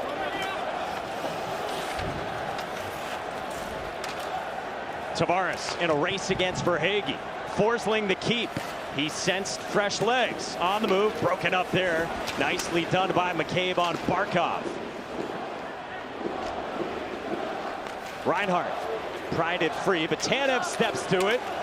Approaching 1:40 to go in the second. And this one comes the length of the ice for icing. Well, the Leafs take the lead late here in the second period on this beautiful feed. You mentioned it from Steven Lorenz. He's on his backhand, but eyes up, and he just threads it right behind Sam Bennett so it doesn't get intercepted. Good look by him, good awareness that he had a player along with him, a teammate coming through, and that he wasn't playing against a defenseman. I mean, when you're a forward and you look up and you see the only defenseman back an actual forward, your eyes get big. Max Domi had a career low 8 goals in the regular season, but in the first round, he was the overtime hero in Game 2. You see both his goals in Game 2s. Bobrovsky steers one away from Tavares, and then it went past Tkachuk toward Matthews. Mikkola freed it back for Matthew Tkachuk, just out of Bennett's reach. Net front, off the stick of Matthews. Threw it off of Bobrovsky, who's crumpling in front. Tried to move one back on Bobrovsky and bank one in. Matthews had to wait on Tavares to touch up. Jones into the corner against Knies as we hit the final minute in period number 2. Carlo races to it ahead of Samoskevich. Holmberg fanned on that, and Bennett got it to the line, but not out. Carlo off the boards, a shot kicked out by Bobrovsky, and then Florida gets it out of the zone. Riley back ahead. Holmberg couldn't sidestep Jones, who wraps him up in the corner. No penalty called. Physical play from Seth Jones. Mikkola up the boards for Sasha Barkov. Top line out there for Florida. Last 15 seconds. Verhaeghe toward the net, wide of Wall. And now Lawton takes the contact from Barkov. Simone Benoit angles one around for Ekman Larsson. And a wild second period in Toronto comes to a close. Max Domi has the go-ahead goal right now, gets one by Bobrovsky, but Bobrovsky's had some great saves. He has some traffic in his net before his last great save. He's sort of unsure why there's no call. You can see him getting, his stick, they get caught right there, his skate, stick, everything behind him, but then he's able to come up, arm up, telling the ref, hey, what about that? He's able to come up with a couple really big saves right after this, despite being spun around. Here, this is the big one in less than a minute. Good athletic save, good reactionary save from Sergei Bobrovsky. To keep it a 1-goal game. To the studio with Weeksy, PK, and Chris. Here's Steve Levy. Thank you, Mike. Yeah, we got a full house. Mike has been mentioning throughout, right? The loud building. Toronto's known as one of the quietest full buildings right during the regular season. Nothing quiet about that building right now. Different story tonight, right? Story. Cool. Love it. Art is working on an AI image here. If you guys haven't seen that, we're playing the parade. This is the parade route right here, okay? Lakeshore, Young Street. We're already celebrating with the cup. Right here, buddy. All right. Young Street right here. Oh all right? God. The committee is here. We're planning the parade. Here it is. It begins. The rail. Where's the rail? The rail. That's on you. You won't go there. That's a Wednesday.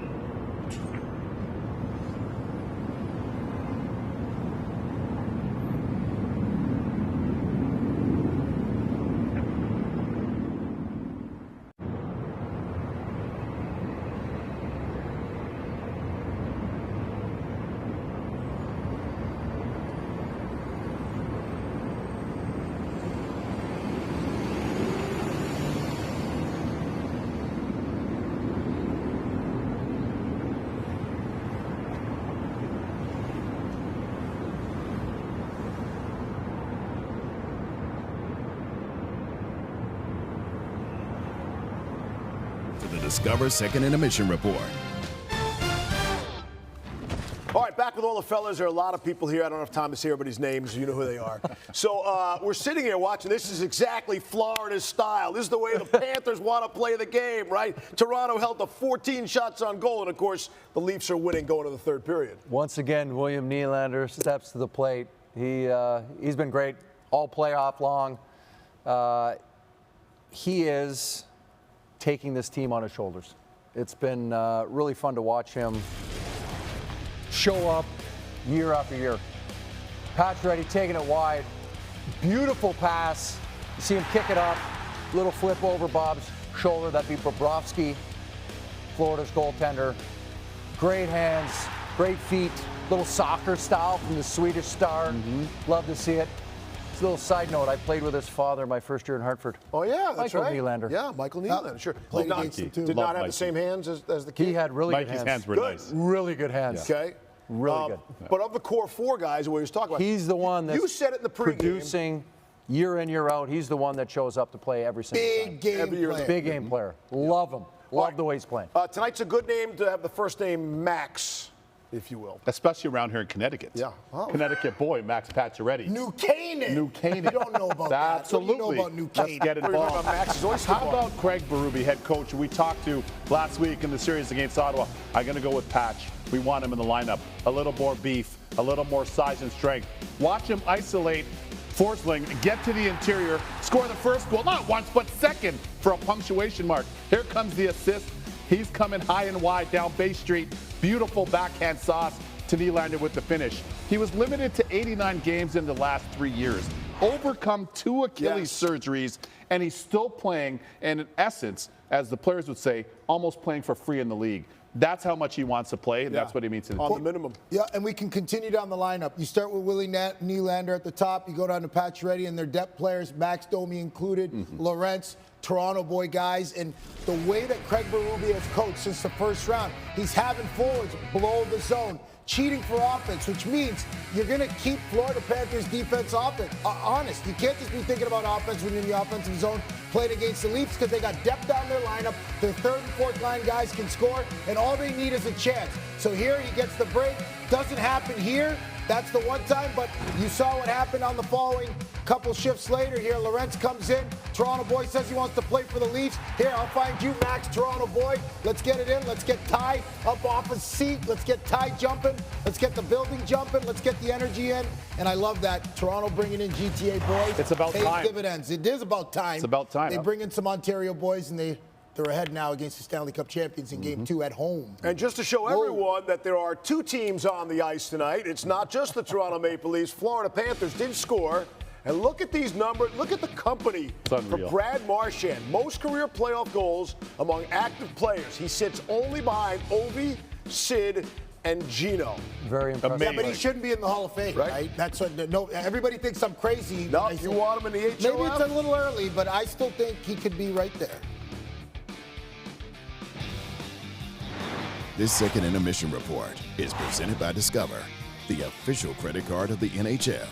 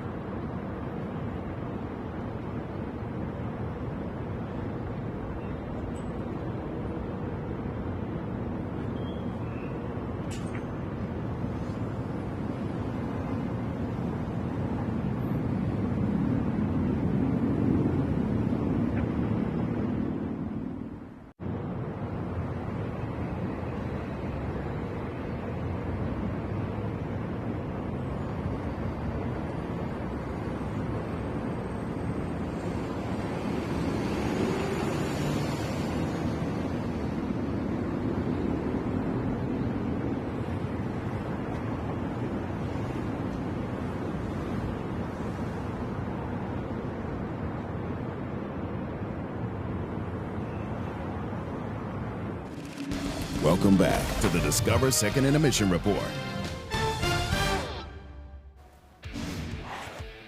All right, there's the obligatory Connor Hellebuck shot, pregame on the bench.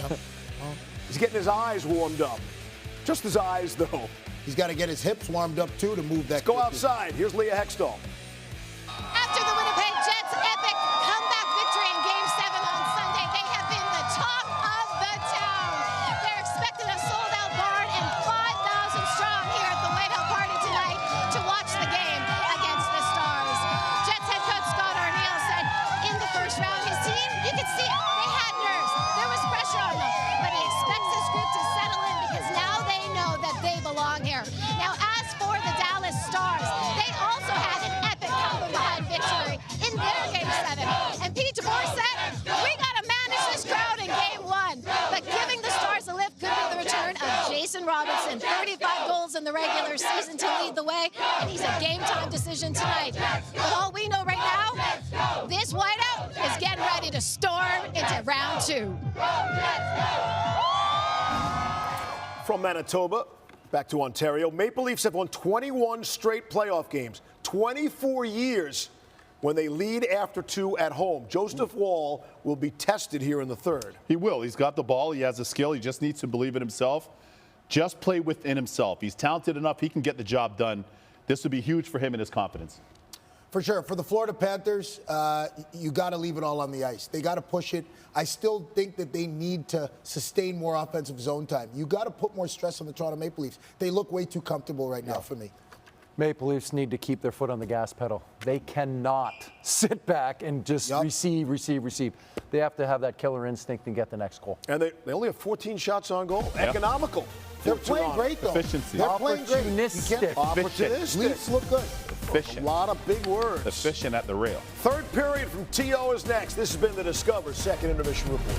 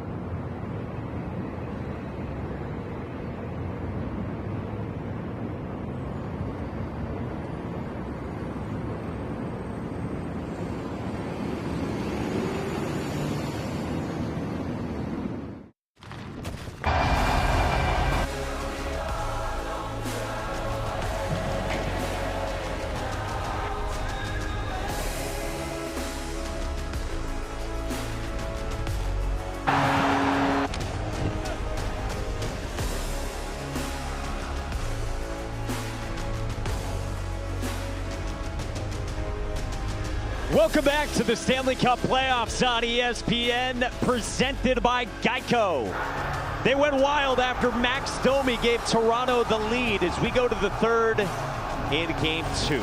In the second round, where elsewhere across the NHL, you got Game 1 coming tonight, Winnipeg and Dallas. You saw Leah Hextall right in the scene of that whiteout. Tomorrow, Vegas and Edmonton, and Washington and Carolina with Game 2s. Back here at Scotiabank Arena, and AJ Malesko, talk to us about the neutral zone. Yeah, you know, Toronto loves the neutral zone. They love scoring and creating chances off the rush. They generally have trouble against Florida, but they do a good job in that period. Nylander with those nifty hands. And then here, they take advantage of the very aggressive step by both defensemen. And then it's a great 2-on-1, and Max Domi buries it. But they love to use that speed in transition. And for Florida, the way they combat that, forecheck. Keep it in the offensive zone. Yeah, you heard PK saying he wants more zone time from Florida, and of course they'll need it. Down a goal with Toronto taking Game 1 on Monday 5-4, and the Leafs with the lead. A shot is blocked on Eetu Luostarinen. Forsling plays it around in behind, and the puck skirts out. Luostarinen off Wall's stick. A shot fanned on by Marchand. Ekblad, pass, extra pass for Lundell, a shot, and Joseph Woll makes the stop. Emily. Do you guys know who loved the pace and physicality of that second period? It was Craig Berube. I just spoke to him. He said, I'm constantly telling the guys, go, go, go, push the pace. He thinks it's sustainable here in the third as I watch Marchand get into it with Nylander here. Biggest thing he wants for his team to do in the third period, though, is keep attacking, stay on their toes. It's something that he felt like they didn't do in Game 1 when the Cats clawed back. AJ, is that the pace, to Emily's point, talking with Chief, that you expect in the third? It is. I think that the sustainability feature of it, these guys can play that way. I think for Toronto, they want to keep pushing that. And as we mentioned, too, Florida, they're fine playing at that pace, but they want to keep it in the offensive zone, move the puck around, and try not to get into track meet. Chris Pronger said it in the studio. If he's Craig Berube, if he's Toronto, keep the foot on the gas. Yeah, there's no question about that. And of course he's going to love the physicality. I mean, he's Craig Berube. Face-off one back to Aaron Ekblad. Shuttles one for Sam Reinhart. Pressured by Tanev. Forsling pumped a couple of times on Marner with a shot that sails high. Nyes fanned on, hacking it out of the zone. Ekblad spins one back, and Nyes nearly had a step. Now Marner with Nyes. Marner around the net. Tried to work one back to Nyes. Good defensive recovery by Florida. Matthews in front. Stopped by Bobrovsky. Couple of chances for Toronto. Now the Panthers off the rush. Barkov swoops in. He centered. It got through to Verhaeghe, but he could not trigger. Around the boards, waiting at the right point. Jones gets it back from Barkov. Seth Jones out wide toward the net. Benoit broke it up. And in behind, Mitch Marner. Slides one out for Matthew Nyes in the first 2 minutes of period number 3. And Steve Levy told you, for Toronto, 21 straight home playoff wins when they've got the lead after 2. Last such loss, 2001, as far as playoffs go in that scenario. Mackie Samoskevich with a shot, and Wall gave up the rebound to Sam Bennett charging in. This one gets lifted out to center, and Mikkola gloves it down.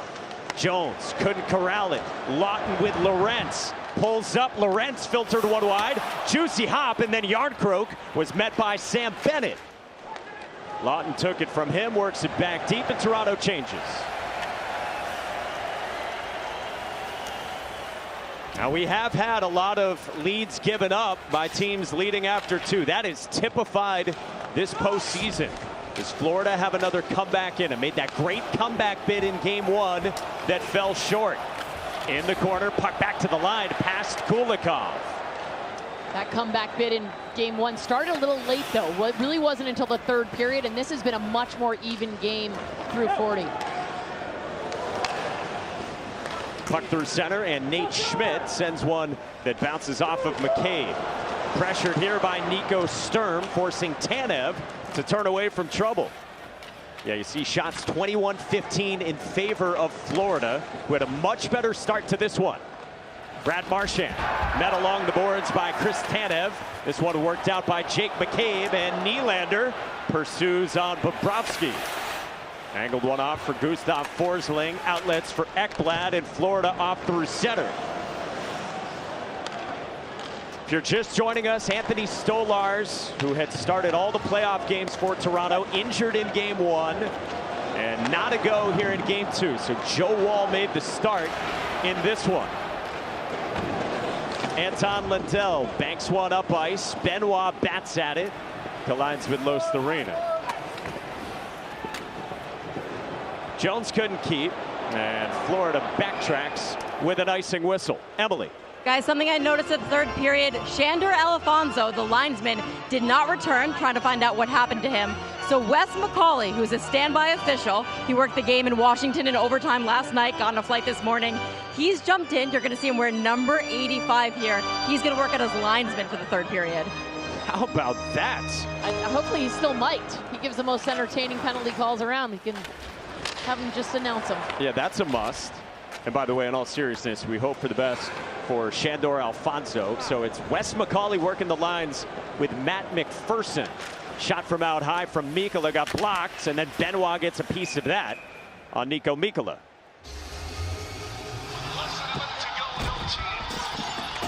You missed his turn at the Pinata because you were busy not missing hockey.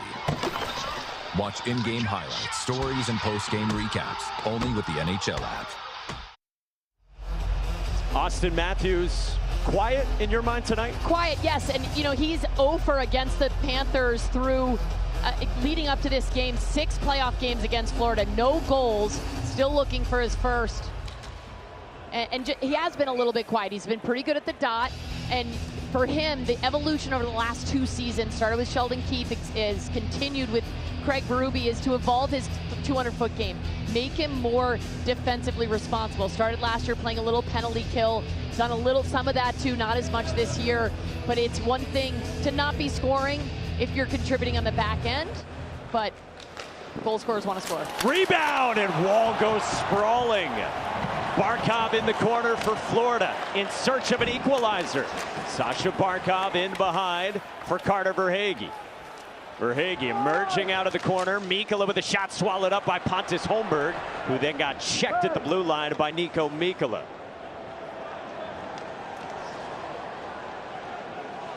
Verhaeghe floats one in for the Panthers. And a big check from Verhaeghe. Centered out in front, and Woll gloves. And that was a massive collision on Chris Tanev, who is still down, you see, for the Leafs. Slowly making his way off. You hope he's okay. Here's a big save coming. There's a puck out high. A lot of shots from the point. Talk to the coaches about that. It creates a lot of offense for both teams because there's so much traffic in front of these goaltenders that the points are more open. So Joseph Woll does a great job. And here's a look at that collision. Tanev looks around. He knows that he's got somebody coming. He's got his head on a swivel there, but he makes his way slowly. Let's keep an eye on when he gets back on the ice. Chris Tanev, who is so tough, 35-year-old signed to a 6-year deal. You saw he saved the goal with Woll sprawling there, and then Tanev takes the big hit from Verhaeghe. Chip free, backhander is blocked on Bennett by Morgan Riley. NHL Unites for the love of hockey. Follow at NHL Unites on Instagram for stories that celebrate the impact and transformative power of hockey. Some good chances off these offensive zone draws for Florida. This is what they need to do. For Toronto, trying to withstand this storm here and then use their speed like we see right here. With Bobrovsky guiding one off for Schmidt. It's dropped for Samoskevich, racing ahead. Mackie Samoskevich getting bumped up onto the second line for a few shifts in the third. Schmidt a shot. That one soars high. Samoskevich in a battle. He's out there with Bennett and Tkachuk, getting some run in the place of Rodriguez. Comes down for icing. Lawton has been a great addition here for the Toronto Maple Leafs. Watch his back check, comes all the way back, finds his stick, and then finishes it there with a little bit of help too from Morgan Riley. But Scott Lawton came over at the deadline from Philadelphia, and just one of those guys. He was a little bit of a slow start offensively for Toronto, but is certainly starting to heat up when they need him. 12th-year veteran who is from Ontario, 30-year-old, wins the faceoff in the D zone against Anton Lundell. Forsling couldn't keep. Scott Lawton actually grew up playing lacrosse and played for Brendan Shanahan's brother, was one of his lacrosse coaches. So keeping it all in the family. And centering the fourth line now for the Leafs. Lundell fired in. Marchand braced for contact. Centered by Lundell toward Luostarinen. Ekblad toward the net. Score! Anton Lundell ties this game at 3. Well, this third line, once again, they tie the game. It was Brad Marchand in the second period, but Anton Lundell here, it's a simple dump in. This is what Florida loves to do. This is how they scored that early goal in the second period too, is their work along the walls. Put the puck in. You got Ekblad coming down the wall. Again, can't emphasize enough the importance of somebody like him coming back into the lineup, his confidence in his gap, the way he's able to defend with his offense, and then he puts the puck over to Anton Lundell. By the way, great handle too, off his skate, and is able to find the back of the net. Leafs just lose him. They lose track of number 15. Skate to stick and finish. And you had mentioned getting in on the forecheck. PK talked about more ozone time, and it's a simple recipe. Score! What an answer! Mitch Marner puts the Leafs back in front.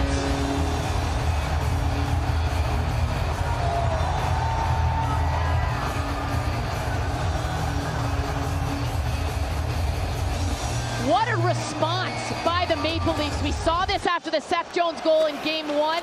They go right back to work, and it's this top line. They keep the puck in. You see Mitch Marner right before he gets that puck. He takes a shoulder check. Watch him. He looks over his left shoulder as he anticipates where that puck is, looking to see if he's got anybody. He doesn't. So he's putting the puck on net. I don't think he's looking to score here. There is traffic in front. Matthew Knies loves parking himself there.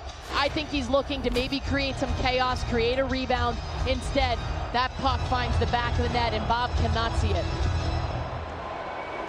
Tossed in at 70 miles an hour by Mitch Marner. Not the hardest shot we've ever seen, but a knuckler, and sometimes that's more effective. And just 17 seconds after Florida had tied it with Anton Lundell, the new dad, Mitch Marner, puts Toronto back on top. Yes, he and his wife Stephanie welcomed baby Miles on Sunday. New dad strength is a real thing, and Mitch Marner, of course, is no stranger to big-time goals, but the response, that's what I can't get. You look at these guys, they're resilient. We saw this in game 1. Seth Jones cuts their lead, and Morgan Rielly comes right back. Nylander off the face-off. Carlo Arister gloved by Sergei Bobrovsky. Now 10 points in the playoffs for Mitch Marner, and his Leafs lead once again. The Stanley Cup playoffs on ESPN are presented by Geico. Switch and save. Get more with Geico.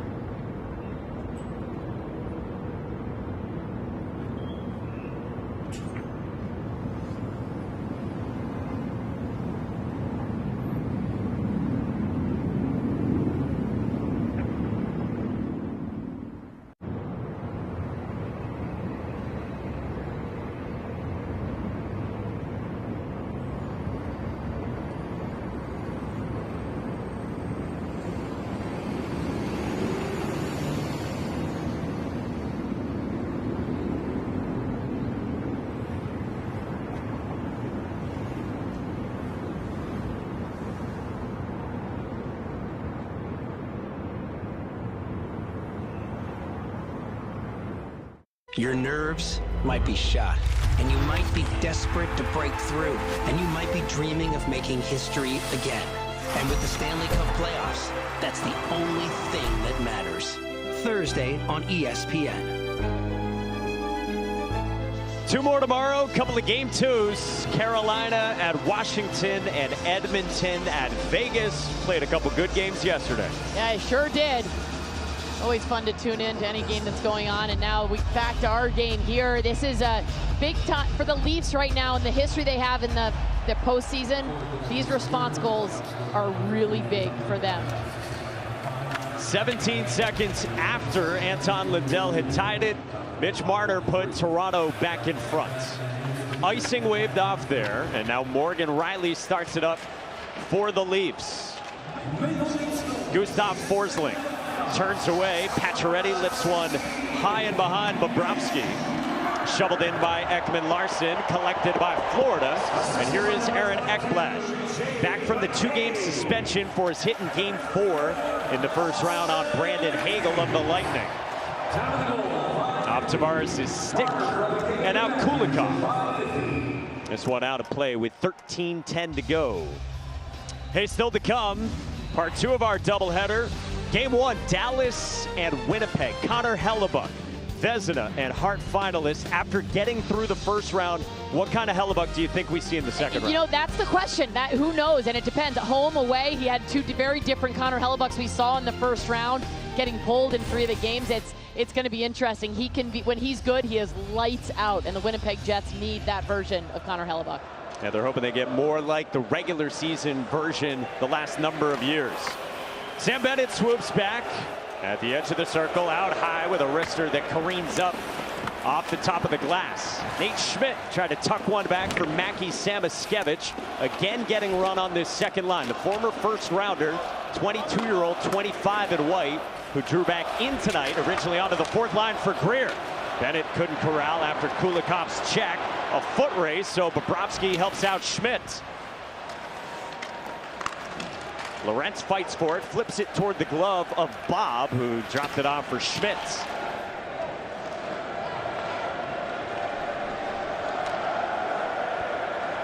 Jake McCabe for Chris Tanev. Took that big check from Carter Verhaeghe earlier here in the 3rd. Barkov filters one past Reinhart. Top line out there for Florida. No icing. Tanev and Verhaeghe engage again. Around the boards, Austin Matthews on the scene for the Leafs.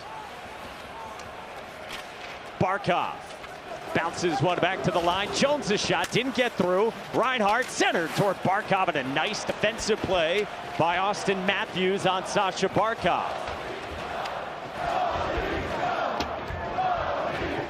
Nice. Tried to turn it around. Puck controlled by Matthews, and he uses Jake McCabe. With Toronto parked in its D zone and out through center toward Florida ice. See Bobrovsky coming out a lot to play the pucks, kind of trying to keep the pucks alive, keep that transition game for Florida. Does not want a defensive zone faceoff. Mikkola worked it around past Lundell toward Luostarinen. Lundell in behind on this great 3rd line for the Panthers. Puck scooped up by Oliver Ekman Larsson, the former Cat, part of last year's Cup team, and along through center. Marchand, hounded by Domi, repossesses. Marchand off for Luostarinen.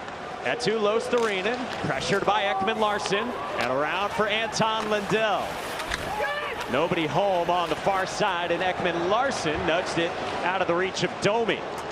McMahon swooped in on Luostarinen. McMahon settles it. Holmberg trying to reach out for it, and Luostarinen protects it out to center. Tavares bumps, got it from Rielly. Forsling shovels to center. It lands in the direction of Matthew Tkachuk, who is met by Brandon Carlo. Willie Nylander for John Tavares. Works this one in, a second line for Craig Berube that's been great in the playoffs, especially the last few games. Schmidt handled the hop and then lost it to Nylander. Schmidt with a good recovery. Carlo bats it. Schmidt intercepts. Sauced one ahead for Tkachuk. Carlo retreats on Tkachuk. Tucks one through. Schmidt extra pass. Oh, what a stop by Wall! Samoskevich!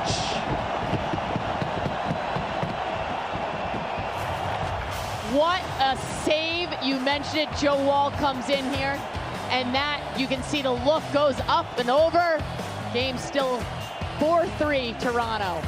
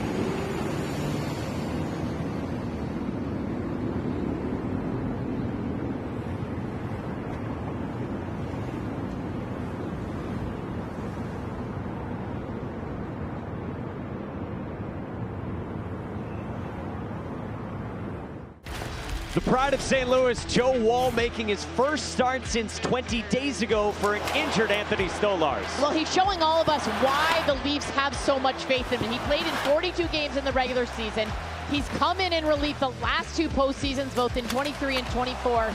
He's athletic, he's moving, and how about that last one on Samoskevich? I thought for sure that was going in the back of the net, but Joe Woll shut the door on Mackey. It's a beautiful setup from Tkachuk to Bennett, down doorstep to Samoskevich. So it stays a 4-3 Toronto lead just past the midway point in the third period in game 2. Again, Woll getting the nod for the injured Anthony Stolarz with the biggest save of the night for him. Carter Verhaeghe, cross corner, bounces out for Barkov with a stick lift on Chris Tanev. Matthews fought for it off a Marner skate. Austin Matthews for Mitch Marner, and he will catapult one through center.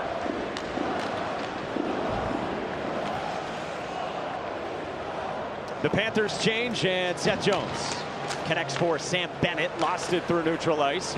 Jones with a step, puck came up high on Steven Lorentz. Samoskevich off the referee, bounces down for Ekman Larsson, and now Calle Jarnkrok on the fourth line for Toronto, jams it ahead, and pursued in behind by Aaron Ekblad. Knocked down, good stick, Jarnkrok is gloved by Bobrovsky. Well, more of this. We love that as Ekblad gets separated from Lawton. The calendar looks like this. We showed you Connor Hellebuyck getting ready for Dallas. We'll check out their health in game 1. Tomorrow, 2 more games. Canes, Caps, game 2. Oilers, Golden Knights in game 2 after an Edmonton comeback yet again. And then this series, game 3, Friday on TNT. With AJ Malesko and Emily Kaplan, I'm Mike Monaco and our entire crew behind the scenes. 8:49 to go in game 2, period 3. And can Florida mount a comeback? Here, take a look at the second line for Toronto. Holmberg up there for Pacioretty. Again, just some of the load management on Pacioretty late in the game. Face-off one, Carlo a shot, easily gloved by Bobrovsky, and then Holmberg had his stick batted from his mitts by Forsling. We got the third line out here, of course, for Florida. They have been so effective offensively, but so much trust in the defensive zone as well. When you got Lundell, who's so good at the draw, Lundell, Luostarinen, a really good pair, and Marchand much more vocal, and Maurice says he's brought them out of their shell. Face-off one again, off to Willie Nylander. Carlo, a drive, redirected. Bobrovsky made a massive stop. kicked out the right pad to keep it a 1-goal game. Nylander floated one through center. Tavares spins one around for Pontus Holmberg, who works it deep for Toronto.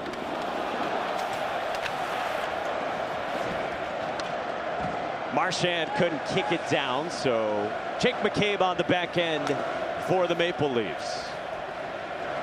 The Bennett line comes out for Paul Maurice and Florida. Dmitry Kulikov. Good stick from Bobby McMahon. Kulikov wrestles with Max Domi. Domi won the puck, banked it back. McCabe a shot blocked by Bobrovsky. Good save there. Bobrovsky through traffic too. He watches the puck all the way into his glove. But here's a look at that reactionary save that you talked about. The puck tips in and he uses his right skate as it redirects. Thinks it's coming to his glove and he has to readjust quickly and then take the second chance opportunity as well. Both goaltenders have made some phenomenal saves here. Faceoff comes to the right of Bob, and it's won by Sam Reinhart. Chipped ahead with the top line out there for the Panthers in search of tying this. Matthews on the turn. Nyes had it popped in the air by Seth Jones. Matthews settles, checked by Barkov. Matthews emerges, moved across, and a great stick by Sam Reinhart, the Selke finalist, on a feed intended for Marner. Verhaeghe through center, backhands one deep. It plops down for Jake McCabe. Loose in the high slot. Mikkola kept it in. Mikkola works one off to the corner. Here is Reinhart. Now Verhaeghe gets checked by Jake McCabe. Matthews vaults one out.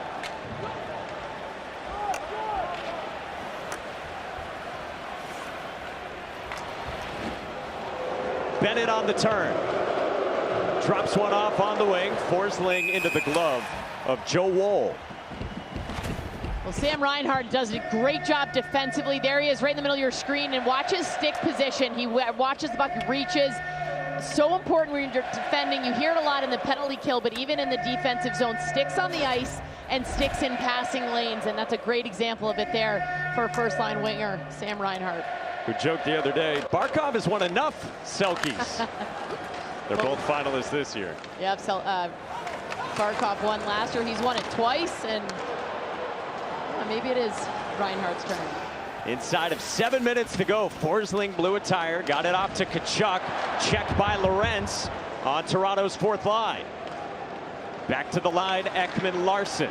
Flips one back past Lorentz. Yarncroke got it. Good stick from Forsling. Ekblad on the turn in tight quarters, trying to elude Yarncroke. Lawton applies pressure on Samoskevich, with the Panthers trying to exit the zone. And now Sam Bennett does just that through center, and will play it deep. Florida changes, and the fourth line hops over the board, centered by Nico Sturm. Rink wide out of the reach of William Nylander, and Evan Rodriguez back on it. Took that huge check in the second period from Scott Lawton. Left the bench, came back, now on the fourth line. Gets it back from Boquist. Here's Boquist in behind. Pressured into the corner by Brandon Carlo. Puck at the boards. Jones jabs at it, and Tavares with a step. Grabbed the puck, dancing out of Mikkola, who swiped it away. Boquist to the loose puck. 5.5 to go in the third. Dropped off. Rodriguez's shot is blocked by Tanev. Loose in front and wiped out of the blue paint by McCabe. Here's a step for Nyes. Bobrovsky out to play it. Got it away from Matthew Nyes. Jones the shoot-in. Woll cuts it off. Ticking toward 5 to go. Benoit friendly fire with McCabe. Losterinen. Lundell off the skates of Matthews. Losterinen on the turn. Schmidt. Kulikov a drive source high. Losterinen in the circle. Dropped it off for Marchand. Flings it around. Kulikov right point. Banks one back for Brad Marchand. On the turn. Did not get through. Picked up by Matthews. Toronto through center. Nyes on the move. Matthew Nyes, stick handling, chipped it off toward the slot and sent back out. Ekman-Larsson moves it for Carlo toward the net, and Bobrovsky freezes it with 4:26 to go. Great chance here for Florida to get the equalizer. All three forwards end up to the right of Joseph Woll. You can see him there, but a swipe by Jake McCabe keeps that puck out of harm's way.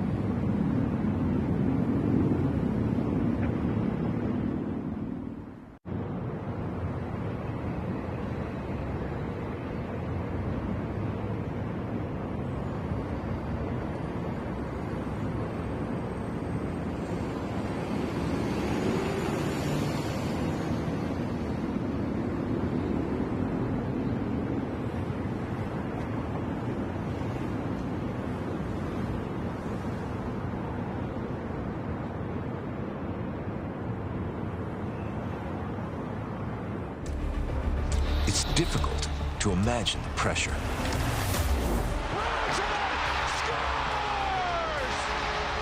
But it's impossible It's an absolute nightmare for the Colorado Avalanche.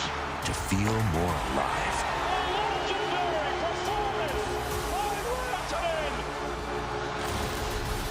Legendary revenge for Mikko Rantanen on Saturday. Now second round, game one against Winnipeg. Coming up next with puck drop at 9:52 p.m. Eastern time. First things first, back in Toronto, 4.5 to go, 1-goal game with the Leafs leading. They took game one, they lead game two. Florida pushing to tie it. Sasha Barkov spins one back towards Seth Jones in a building that has been loud tonight. Carter Verhaeghe speeds in off to the wing. Barkov back, pass Verhaeghe, and in toward Tanev in behind. McCabe pokes this one up the boards. Jones a pinch. Reinhart manning the point. Kept it in. Now Jones toward the net off the stick of Barkov and in behind.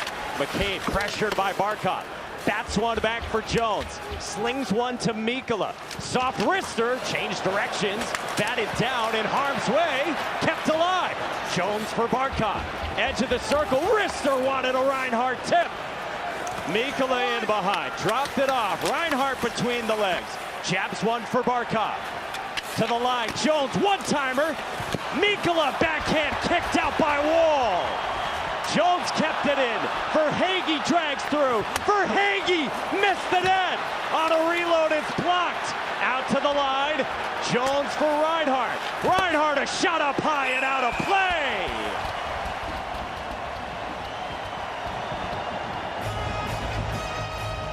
Great work by Florida, and what they did well here is they kept the pucks alive. They kept them in the zone. Seth Jones had a big part in that. And then when they were down low, they had somebody behind the net. You saw Reinhart there. At one point, he was up high in the zone, too. A lot of movement. There's one at a time. Seth Jones keeps the puck alive. Verhaeghe misses the net. Everybody's getting a little tired at the end there. There's some idea. You want your big scorers out there, but also if they could have gotten to a one-by-one change, get the tired, take advantage of the exhausted Maple Leafs, too. Now it's Luostarinen, Lundell, and Bennett paired up together, approaching 3 minutes to go, and an icing whistle with 3:03 left. Florida is pushing trying to even up this series on the road in Toronto, and they have had their chances. They have had their chances. Look at that, 7-2 in favor of Florida here just in the third period, looking for that equalizer with 3 minutes left. Lawton's been excellent on faceoffs, now 9 of 12. Forsling kept it in momentarily. Järnkrok sends it down, and icing again. Yeah, early on in the shift, though, Toronto doesn't mind icing it. It does no harm for them, no changes, because they just haven't been out there very long. They've got Riley, they've got Carlo, they've got Steven Lorenz, as you see there, some good defensive players, but Paul Maurice takes advantage of the change, and he's got Barkov out there. Up on the top here with him is Marchand, and no goaltender. Sergei Bobrovsky to the bench with 2:55 to go. Jones tucks one back, Tkachuk in behind. Picked up in the corner by Marchand, gets it back from Barkov. Out high, it's Jones, moved it across, shot from Verhaeghe. A keep along the line by Reinhart. Barkov got it past Marchand. Reinhart a drive, looking for a tip. 2.5 left. Jones a backhand shovel toward Barkov. Riley fighting for it for Toronto. Lorenz able to evacuate the zone. Toronto trying to change quickly. Reinhart dropped it off for Tkachuk. Tkachuk in on Lawton, off the side of the net. Reinhart, Marchand, good stick wall. Verhaeghe back to Reinhart, behind the net. Carter Verhaeghe, Seth Jones, 2 minutes left. Verhaeghe down low. Reinhart recovers, pressured by Tanev. Tkachuk gets it back from Jones, off the leg of McCabe. Jockeys with Barkov, and that one goes past Verhaeghe. Matthews and Benoit over the boards for Toronto. Benoit around. Cut off there by Florida. Puck in behind. Tkachuk tried to spin one out for Reinhart. Banked out by Marner. Jones has to retreat. Tired legs out here for Florida. Been out there for a while, and they've had a couple chances on the Leafs side to get some fresh defenders. They've been out there for about $140 for the Panthers. Puck around toward Marner. Toronto could not clear. Forsling the keep, approaching the final minute. Through neutral ice, Barkov on the turn. Verhaeghe slowly to the bench. He's been out there 2 minutes. Matthews got tangled. Nyes tried to swat it out. Reaches for his head. Spun in by Lundell. Puck in behind. Marchand for Lundell. Ekblad fans on it. Marner skates to it. Lifts it up towards center. Nyes met by Ekblad. 40 seconds to go. Picked off by Matthews. Floats it wide. 33.7 left. Matthews going for the empty net. That first goal that he hasn't had against Florida in the playoffs. He makes a great defensive play against the wall. Good stick, making sure that Florida Panthers cannot get back in the zone and put the pressure on. Here's a look.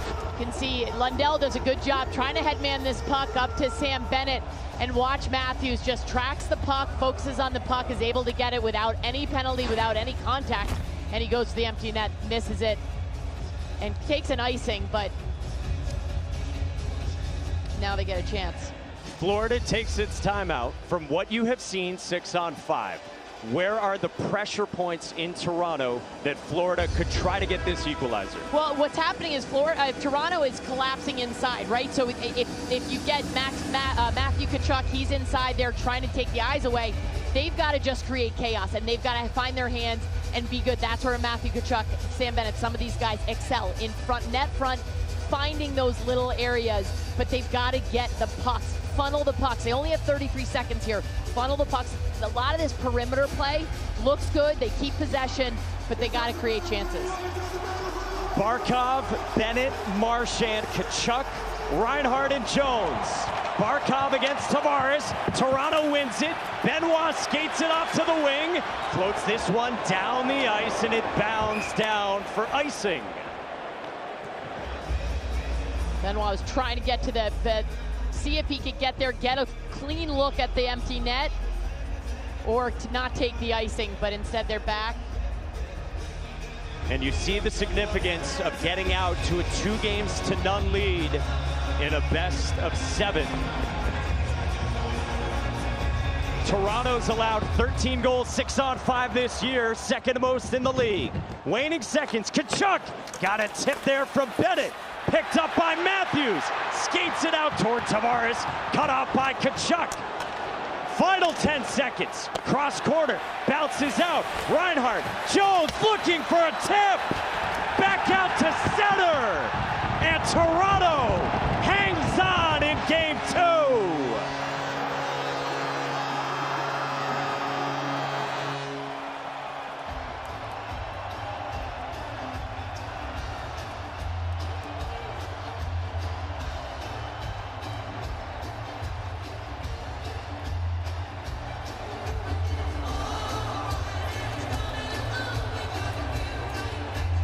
Heck of a start for Toronto on home ice to this second round series. Trying to change the history through the years in this city wearing that sweater. Despite the best efforts of Florida, they will head back to Florida down 2-0 in the second round in the Eastern Conference. For AJ Malesko and Emily Kaplan and our entire crew behind the scenes, led by Doug Whitehorn and Jocelyn Meyer, Mike Monaco saying so long. Plenty more to come. Back to the studio and Steve Levy. All right, Mike, thank you. Great job tonight. Take